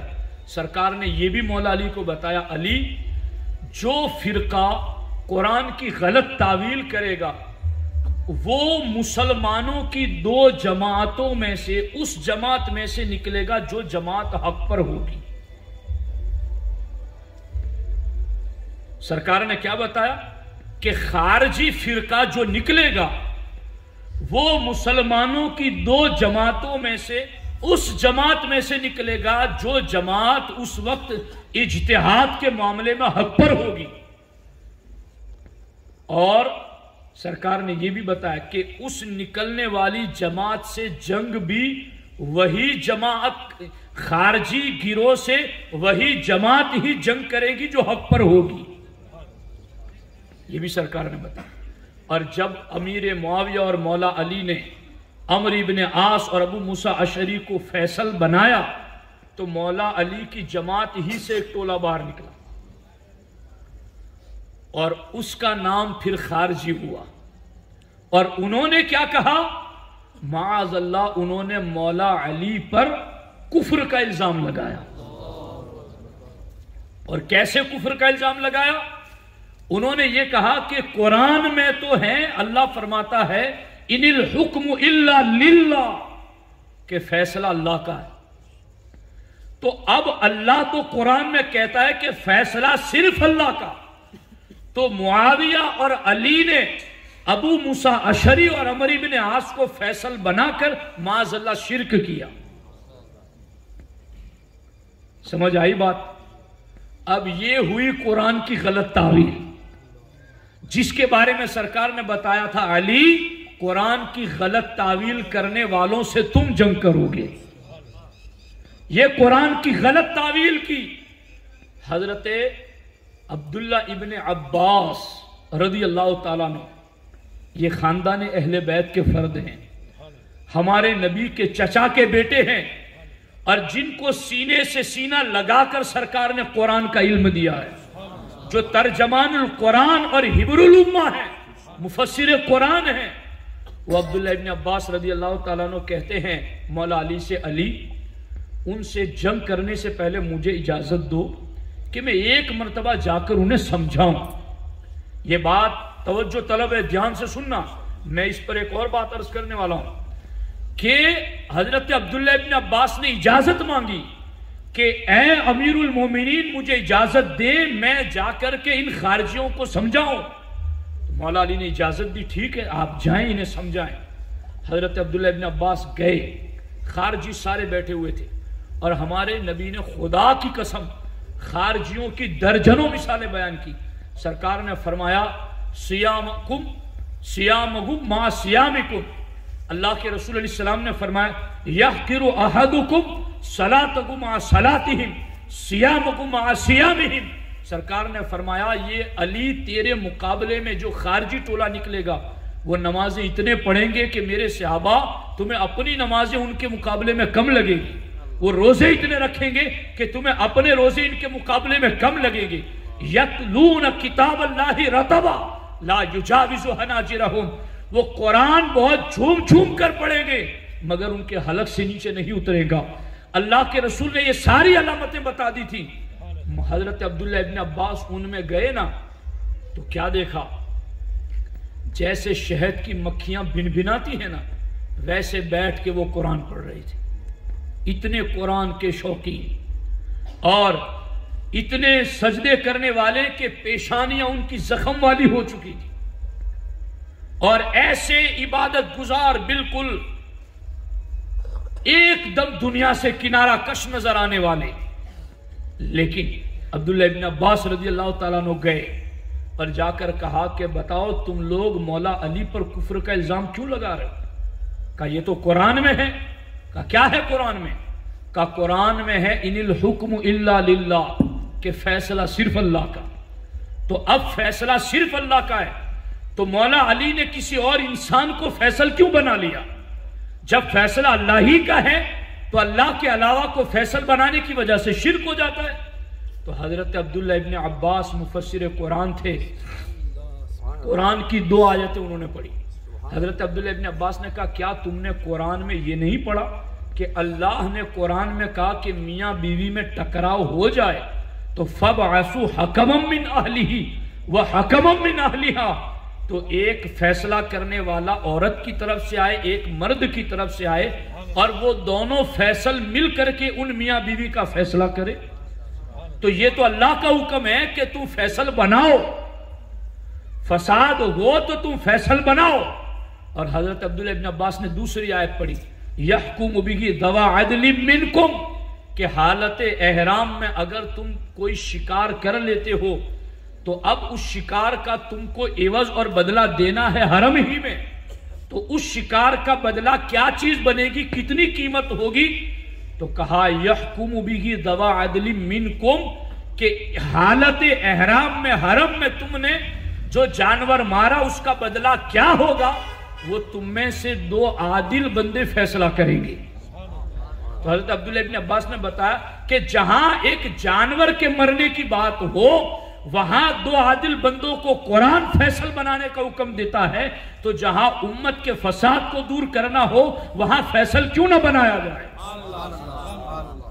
جب عبداللہ ابن عباس نے یہ بات سمجھائی نا تو 5000 خارجی توبہ کر کے واپس آ گئے.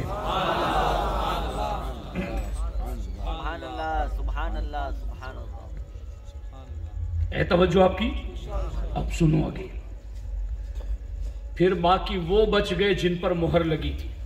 تو حضرت عبداللہ ابن عباس نے انہیں سمجھا مگر وہ نہیں مانے، نہیں ہم تو ون سائٹ آیت لیں گے، ان الحکم الا للہ، فیصلہ صرف اللہ کا، بس قرآن کی دوسری آیتیں کیا کہتی ہے ہم اس کی طرف نہیں جاتے، بس جس نے اللہ کے علاوہ کو فیصل بنایا معاذ اللہ وہ مشرک اور کافر ہو گیا۔ اور پھر وہ مولا علی کے لیے مقابلے میں اترے جنگ میں۔ عبداللہ ابن عباس رضی اللہ تعالیٰ عنہ نے اب یہ نہیں کہا کہ امیر المومنین آپ ان سے جنگ کیوں لڑتے ہیں، یہ کلمہ پڑھتے ہیں، نماز پڑھتے ہیں، روزہ رکھتے ہیں، قرآن پڑھتے ہیں، نہیں، اب حجت تام ہو گئی، حجت مکمل ہو گئی، سمجھانا تھا سمجھا دیا، اب نہیں مانیں گے تو ان سے جنگ کی جائے گی۔ پھر ان سے جنگ کی گئی۔ توجہ سے سننا، یہاں پر خارجیوں کا معاملہ ہوا،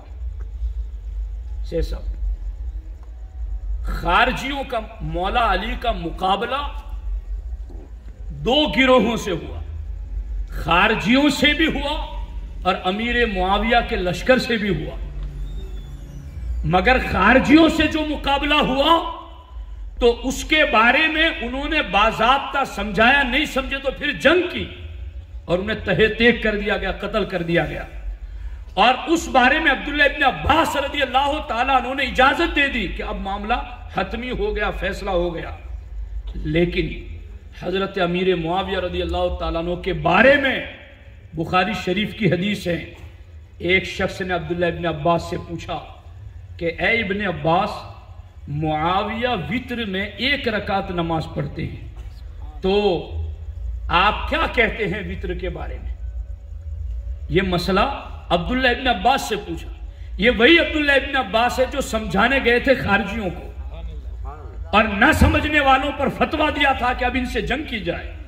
اہل بیت کے فرق، نبی کے چچا کے بیٹے، مولا علی کے بھائی، امیر معاویہ کی بات آئی اور پوچھنے والے نے کہا کہ یہ ان سے وتر کے بارے میں یہ مسئلہ کہ باقی لوگ تو یوں پڑھتے ہیں وتر اور معاویہ یوں پڑھتے ہیں، تو کیا کیا جائے، آپ کیا کہتے ہیں اس بارے میں؟ تو حضرت عبداللہ ابن عباس نے 2 جواب دیے، اور میں سنیوں آپ میں سے ہر سنی کو بخاری شریف کا وہ جواب سکھانا چاہتا ہوں۔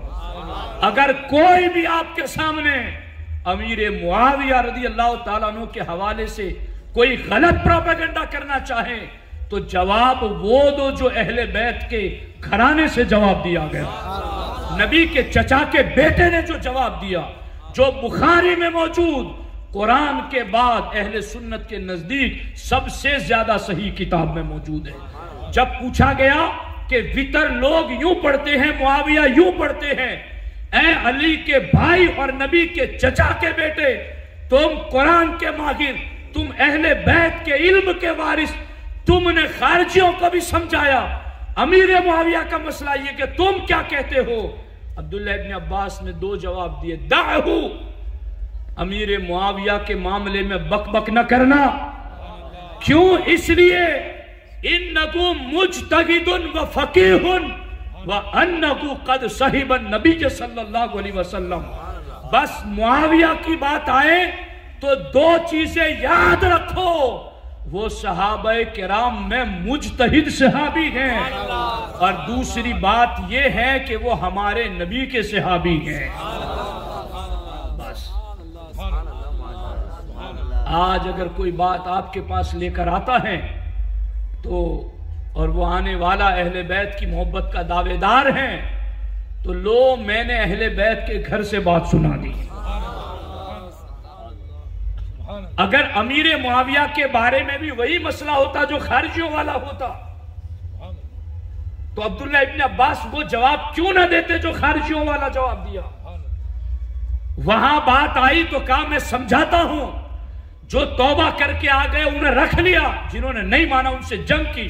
مگر معاویہ کی بات آئی تو کہا انہو فقیہ، اگر ان کی کوئی الگ رائے ہے تو وہ مجتہد صحابی ہیں، انہیں حق ہے اس بات کا، اور تمہیں کوئی گنجائش نہیں ہے ان پر تان کرنے کی، اس لیے کہ وہ صحابی رسول ہیں۔ اور میں آپ کو اس سلسلے میں یہ چیز بتا دوں، یہ جو حدیثیں لکھی ہوئی ہے نا، ان فلاں ان فلاں ان فلاں، فلاں نے فلاں سے سنی، فلاں سے فلاں نے سنی، فلاں نے فلاں سے سنی، تو ان سارے جو فلاں فلاں ہیں نا، ان سب پر علم اسماء الرجال میں ڈسکس ہوتی ہے کہ کون کیسا تھا، کون پرہیزگار تھا، کس نے بڑھاپے میں حدیث سنائی اور اس وقت ان کا ذہن ٹھیک نہیں تھا، کب حدیث سنائی اور جس وقت سنائی اس وقت ان کا معاملہ کیا تھا. یہ ساری ڈسکس علم اسماء الرجال میں ہوتی ہیں. مگر اہل سنت و جماعت یاد رکھنا، یہ للو پنجو کی بات نہیں ہے کہ اس میں ہر کوئی ٹانگ اڑاتا پھرے. 1400 سال کے سارے محدثین اور علم اسماء الرجال کے ناقدین، جارحین، سارے ماہرین اس بات پر متفق ہیں کہ ہم سب پر ڈسکس کریں گے کہ کون بچپن میں کیسا تھا، کون جوانی میں کیسا تھا، کون بڑھاپے میں کیسا تھا، کس نے کس سے پڑھا ہے، کس کا استاذ کون ہے، کون کن کی سنگتوں میں بیٹھتا تھا، کس کا ذہن کیسا تھا. ساری ڈسکس ہم کریں گے. مگر 1400 سال کے محدث کہتے ہیں جہاں یہ لفظ آ جائے کہ یہ صحابی رسول ہیں وہاں ہم قلم رکھ دیں گے، ان پر ڈسکس کرنا ہمارا حق ہی نہیں ہے. ساروں نے مل کر کے ایک قاعدہ بنا لیا، الصحابۃ کلکم عدول، کہ نبی کی سنگت میں جتنے بھی صحابہ ہیں وہ سارے انصاف والے ہیں. اس لیے یاد رکھو. اور میں اس پر اگر تفصیل میں جاؤں تو بات لمبی ہو جائے گی. فقاتل التی تبغی قرآن میں ہے، اگر ناحق ہو تو اس سے یہاں تک جنگ کرو کہ اس کو ختم کر دو. قرآن میں فقاتل التی تبغی، کہ اگر کوئی مقابل میں آتا ہے تو جنگ کرو جب تک کہ اس کی جڑ ختم نہ کر دو. یہ بات کی گئی. اور اس قرآن کی آیت کو مولا علی نے اپلائی کیا خارجیوں پر، امیر معاویہ پر نہیں، کہ ان کی جڑ اکھاڑنے تک. اب خیر بات تفصیل طلب ہے اور بات دوسری طرف جا رہے ہیں، مجھے اصل مسئلہ بھی سمجھانا ہے. تو بات سمجھ میں آ رہی ہے آپ لوگوں کے؟ اب دیکھو، ہمارے نبی نے مولا علی کو پہلے ہی بتا دیا تھا کہ تمہارے زمانے میں خارجی فرقہ نکلے گا اور تم نے اس طریقے سے ان سے جنگ کرنی ہے. آپ یقین مانیں، الملفوظ میں اعلیٰ حضرت نے لکھا کہ جب خارجیوں کے ساتھ جنگ ہوئی اور آرڈر دیا امیر المومنین نے جنگ لڑو، امام حسن بھی، امام حسین بھی، ابو ایوب انصاری بھی، بڑے بڑے صحابہ ہیں، رات میں دیے جلا جلا کر خارجی قرآن پڑھتے، رات بھر نمازیں پڑھتے. صحابہ کرام کو باضابطہ امیر المومنین کے حکم پر یہ بات خیال میں آئی کہ ہم ایسوں سے جنگ کریں. آپ کی توجہ نہیں ہے میری طرف؟ ساتھیوں، میں بہت اہم بات عرض کرنا چاہتا ہوں آپ سے. باضابطہ صحابہ کرام کو تردد ہوا کہ رات بھر روزے نمازیں پڑھتے، دن بھر روزے رکھتے، قرآن پڑھتے، ان سے ہم جنگ کریں. مگر امیر المومنین کا حکم تھا جنگ کی. جنگ کرنے کے بعد جب ساری لاشیں پڑی ہوئی تھی تو اب مولا علی نے کہا میرے صحابہ اب ان مرے ہوئے لوگوں میں ذو الصدیہ کو تلاش کرو. یاد آ رہا ہے کچھ منٹوں پہلے میں نے تمہیں کہا تھا ذو الصدیہ کو تلاش کرو ان میں. تو سارے صحابہ نے لاشیں اٹھا کر کے دیکھا مگر ذو الصدیہ نہیں ملا. آئے لوگ واپس، کہا حضرت جیسا آپ بتا رہے ویسا تو ہے ہی نہیں. مولا علی کہتے ہیں نہ میں جھوٹ کہہ رہا ہوں نہ مجھے میرے نبی نے جھوٹ کہا ہے، میں بھی تمہیں سچ کہہ رہا ہوں اور مجھے سچے نبی نے یہ خبر دی. جاؤ پھر جا کر کے تلاش کرو.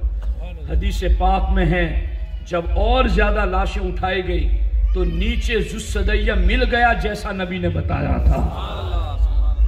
تو مولا علی نے وہاں تکبیر کا نعرہ بلند کیا اور سجدہ شکر بھی ادا کیا. اس وقت صحابہ کرام نے کہا الحمدللہ، اللہ کی حمد ہے جس نے ان خارجیوں کو ختم کر دیا. تو مولا علی نے کہا نانا یہ تم نے کیسے سمجھا کہ یہ ختم ہو گئے؟ لا یزالون یخرجون حتی یخرج آخرکم مع المسیح الدجال. مولا علی نے کہا نہیں، یہ ہر زمانے میں نکلتے رہیں گے یہاں تک کہ ان کا آخری ٹولہ دجال کے ساتھ ہوگا. اب میں آپ کو سادہ لفظوں میں وہ خارجی فرقہ اس زمانے میں کون سا ہے بس اس کی پرکھ بتا دوں اور پھر گفتگو ختم کرتے ہیں. خارجی لوگوں نے ایک آیت لی ان الحکم الا للہ اور دوسری آیتوں جو عبداللہ ابن عباس نے سمجھائی ان کو چھوڑ دیا. ان الحکم الا للہ کو تو لیا اور فبعثوا حکما من اہلہ وحکما من اہلہا کو چھوڑ دیا. یحکم بہ ذوی عدل منکم کو چھوڑ دیا. آج کا خارجی بھی یہی واردات کرتا ہے. قرآن کی وہ آیتیں لے کر آتا ہے جن میں یہ کہا گیا کہ اللہ کے سوا غیب کا علم کوئی نہیں جانتا. کون سی آیت؟ قل لا يعلم من في السماوات والارض الغیب الا اللہ.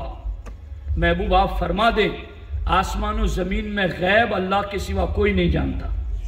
جی یہ آیت لے کر آج کا خارجی آتا ہے اور کہتا ہے دیکھو اللہ نے کہا ہے کہ آسمان و زمین میں اللہ کے سوا کوئی غیب جانتا ہی نہیں.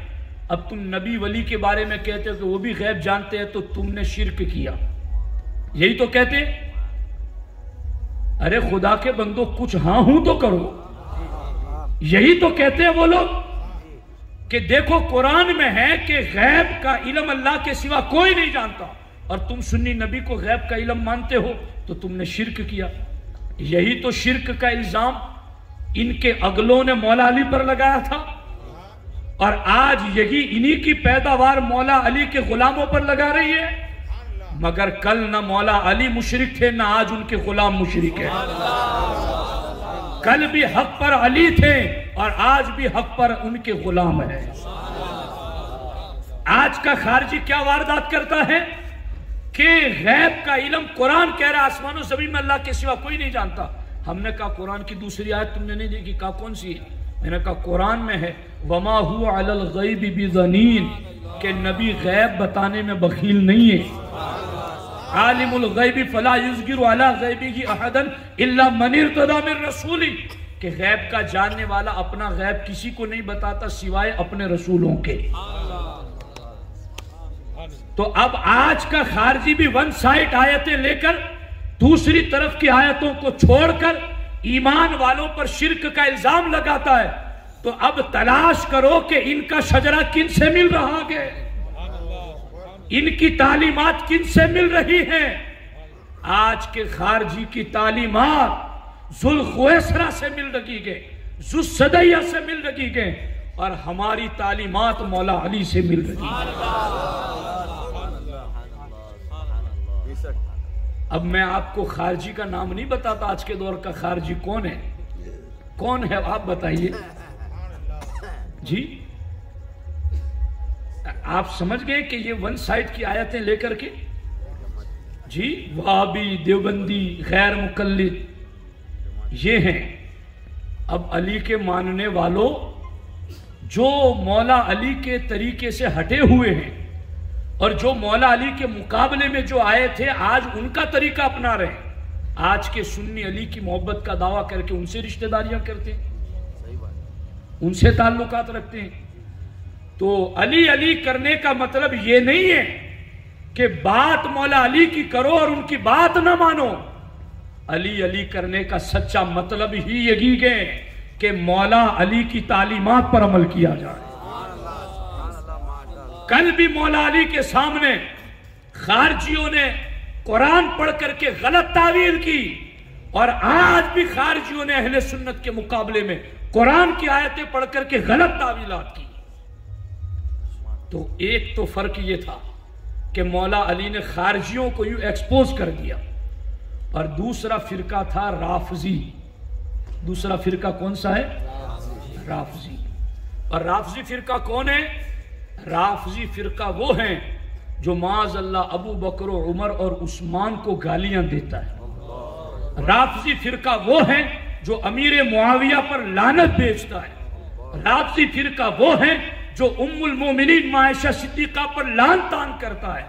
رافضی فرقہ وہ ہیں جو صحابہ کے بارے میں بدگوئی کرتا ہے. رافضی فرقہ وہ ہیں جو مولا علی کو ابو بکر و عمر عثمان سے افضل مانتا ہے. مولا علی نے ان رافضیوں کا بھی رد اپنے زمانے میں کیا. مولا علی جب خطبہ دیتے تھے نا، یعنی مجمع میں مسجد میں مریدوں کی محفل میں، تو مولا علی جب خطبہ دیتے تو ہمارا خطیب جب تقریر کرتا ہے تو پہلے الحمدللہ، پھر والصلاۃ والسلام علی رسول اللہ، اور اس کے بعد آیت پڑھتا ہے. تو مولا علی حمد و صلات کے بعد پہلا لفظ جو بولتے تھے اپنی زبان سے ہر تقریر میں، وہ یہ بولتے تھے ایھا الناس اعلموا خیر ہذہ الامۃ بعد نبیھا ابو بکر الصدیق.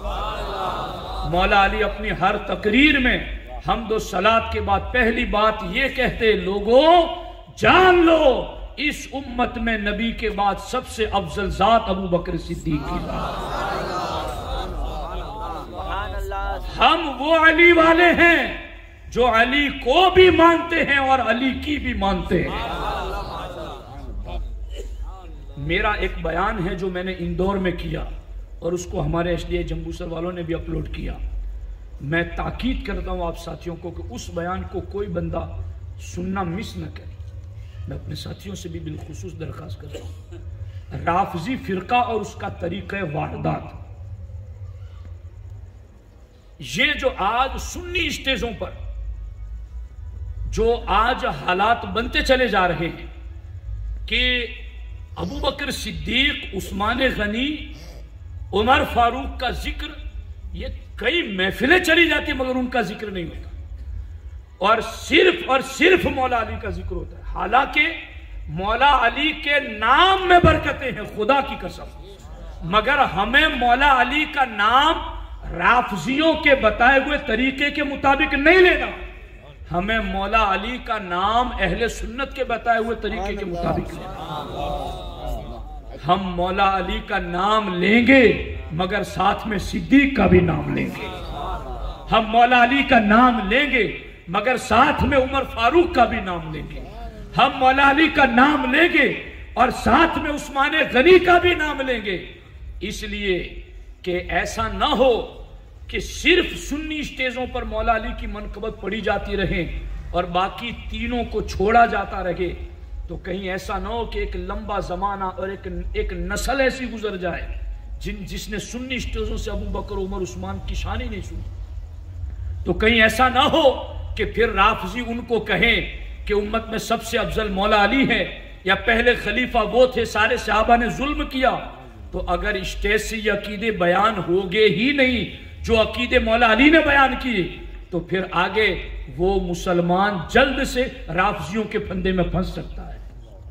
اس لیے میں نے اس بیان میں کہ رافضی فرقہ اور اس کا طریقہ واردات، اس میں نے تحفہ اثنا عشریہ سے جو شاہ عبدالعزیز محدث دہلوی کی لکھی ہوئی کتاب ہے اس سے، اور تفسیر نعیمی سے، تفسیر البغوی سے، اور دیگر کئی تفاسیر اور کئی کتابوں کے حوالہ جات سے میں نے اس چیز کو پورا تحقیق کر کے اس چیز کا حل پیش کیا ہے کہ جو رافضی فرقے کی شروعات عبداللہ ابن سبا نے کی تھی، عبداللہ ابن سبا یہودی نے، تو اس نے رافضی فرقے کی شروعات کیسے کی تھی اور اس کا طریقہ کیا تھا. بس ہمیں اس رافضی فرقے کی شروعات کا جو طریقہ عبداللہ ابن سبا نے اپنایا تھا ہمیں اس طریقے پر نہیں چلنا. ہمیں مولا علی کے طریقے پر چلنا ہے. مولا علی نے خارجیوں کا بھی رد کیا اور رافضیوں کا بھی رد کیا. مولا علی کی ذات وہ ہیں جنہوں نے دونوں فرقوں سے مقابلہ کر کے پیور اسلام ہم تک پہنچایا. تو بس ہمیں اسی پیور پر قائم رہنا ہے اور مولا علی کے نقش قدم پر قائم رہنا ہے. باقی اتنی حدیثیں ہیں جو اصل میں ابھی لے کے آیا تھا وہ سارا کچھ تو ابھی رہ ہی گیا ہے. کہ یہ ایک بات عرض کر دیتا ہوں، درجنوں حدیثوں میں سرکار نے فرمایا کہ علی مومن تجھ سے بغض نہیں رکھے گا اور منافق تجھ سے پیار نہیں کر سکے گا. سرکار نے کئی حدیثوں کے اندر یہ بتایا علی سے پیار ایمان کی علامت ہے، علی سے بغض منافق کی پہچان ہے. اور صحابہ کہتے ہیں کہ ہم اپنے مجمع میں جب کسی کو پہچاننا چاہتے کون منافق ہے کون مومن ہے تو ہم ذکر علی چھیڑ دیتے تھے. جس کا چہرہ کھل جاتا تھا ہم سمجھ جاتے تھے کہ یہ صحیح العقیدہ مسلمان ہے، اور جس کا چہرہ مرجھا جاتا تھا ہم سمجھتے تھے کہ وہ منافق ہیں. تو اس کا کیا مطلب ہے؟ اس حدیث کا مطلب ہی یہی ہے کہ علی سے پیار صرف مومن کرے گا اور علی سے بغض منافق ہی رکھے گا. اس کا مطلب ہی یہی ہے کہ مولا علی سے پیار کرنے والا سچا وہی ہے جو نہ خارجیت کی طرف جائے گا نہ رافضیت کی طرف جائے گا، اس لیے کہ مولا سے اسے پیار ہے تو مولا کے طریقے سے بھی پیار ہے۔ سمجھ آ رہی ہے کہ نہیں آ رہی؟ اب یہ حدیث پڑھ کر کے بھی لوگ واردات کر رہے ہیں، اس حدیث کو پڑھ کر، یعنی آج یہ سنیوں دکھ کی بات ہے کہ آج یہ معاملات حدیث سے پڑھ کر کے معاذ اللہ رب العالمین کئی خطیب ایسے ہمیں نظر آتے ہیں جو یہ روایتیں پڑھ کر کے معاذ اللہ اہل سنت کو خارجی بتا رہے ہیں۔ آپ کو بھی پتا ہوگا کہ ایسی باتیں ہو رہی ہیں کہ مولا علی کی شان بیان کر کے پھر اس کے بعد خارجی ان کے مقابلے میں آئے، اور پھر آج وہ خارجی کن کو ثابت کرنا چاہتے جو ابو بکر صدیق کو امت میں افضل مانے، معاذ اللہ اس کو وہ خارجی کہہ رہے ہیں۔ جو امیر معاویہ کی صحابیت کا عقیدہ رکھے آج اس کو وہ خارجی کہہ رہے ہیں، اور اس کو کہتے ہیں کہ یہ ان کے دل میں مولا علی کا بغض ہے اور یہ منافق ہے۔ سمجھ آ رہی ہے کہ نہیں آ رہی؟ یعنی یہ واردات ہو رہی ہے، یہ ہمیں مسگائیڈ کیا جا رہا ہے کہ حدیث کیا پڑھی جاتی ہے کہ علی سے بغض رکھنے والا منافق ہے اور یقیناً منافق ہے، مگر جو امیر معاویہ کا احترام کرے، ابو بکر صدیق عمر فاروق کو امت میں افضل مانے، اس کو لا کر کے یہاں فٹ کرنا کہ دیکھو یہ علی کو افضل نہیں مانتے، یہ علی کو پہلا خلیفہ نہیں مانتے، یہ معاویہ سے دشمنی نہیں کرتے، اس لیے یہ ان لوگوں کے دل میں بھی مولا علی کا بغض ہے اور یہ لوگ منافق ہیں اور یہ لوگ خارجی ہیں۔ ہو رہا ہے نہیں ہو رہا ہے؟ تو سنیوں، ہمیں اہل بیت سے بھی پیار ہے اور ہمیں صحابہ کرام سے بھی پیار ہے۔ مولا علی سے پیار ایمان کی علامت ہے، مگر وہ پیار صرف سنی ہی کرتا ہے۔ وہ پیار جو شریعت نے دائرے میں رکھا ہے وہ پیار صرف سنی کرتا ہے، اس لیے کہ سنی ساری شریعت کی حدوں میں رہ کر کے مولا علی سے پیار کرتا ہے۔ اس لیے ہم ہیں علی والے، ہم ہیں علی والے، ہم ہیں علی والے۔ اور میرے ساتھ مل کر کے آج ایک نعرہ لگانا ہے، میں یا صدیق بولوں گا تو آپ کو یا علی بولنا ہے، اور میں یا علی بولوں گا تو آپ کو یا صدیق بولنا ہے، میں یا حسن بولوں گا تو آپ کو یا حسین بولنا ہے، اور میں یا حسین بولوں گا تو آپ کو یا حسن بولنا ہے۔ یا صدیق، ہاتھ اٹھا کر، یا صدیق، یا صدیق، یا صدیق، یا علی، یا علی، یا علی، یا حسن، یا حسن، یا حسن، یا حسین، یا حسین، یا حسین۔ جنہوں نے امام حسین نے جن سے جنگ کی، سنی اس سے صلح نہیں کرتا، اور امام حسن نے جس سے صلح کی، سنی اس سے جنگ نہیں کرتا۔ اس لیے حسین کی بھی مانو اور حسن کی بھی مانو، اور صدیق و علی دونوں یک دل و یک جان ہیں، ان کا ذکر کرو تو ساتھ ساتھ کرو۔ اس لیے میں تو یہ کہتا ہوں کوئی بھی محفل ہو، کہیں بھی جاؤ، بیان کوئی بھی کرے، پہلے سے مشورہ کر کے جاؤ اور نعرہ یہی لگاؤ، یا صدیق، یا صدیق، یا صدیق، یا علی، یا علی، یا حسن، یا حسن، یا حسن، یا حسین، یا حسین، یا حسین۔ ہمیں سنی طریقے پر چلتے ہوئے صحابہ اہل بیت سب سے محبت رکھنی ہے، کسی بھی صحابی سے، اور اہل بیت اطہار کے جو افراد اس دور میں تھے ان کے تو مرتبے ہی بہت بلند ہیں۔ آج کے دور کے جو سادات ہیں، جو صدیوں گزرنے کے بعد ان کی نسل اور ان کے خون سے ہیں، الحمدللہ ان کی جوتیوں کی خاک بھی ہمارے سروں کا تاج ہے۔ ہمیں اہل سنت سراپا ادب کا نام ہے، بے ادبی اہل سنت میں آتی ہی نہیں ہے۔ صحابہ کا بھی ادب، اہل بیت اطہار کا بھی ادب، تو اس محبت پر ہمیں قائم رہنا ہے۔ سلطان الہند کی شان پر پھر کبھی گفتگو کریں گے، وقت زیادہ ہو گیا ہے۔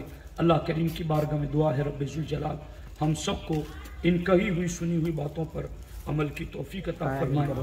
ایک کتاب ہے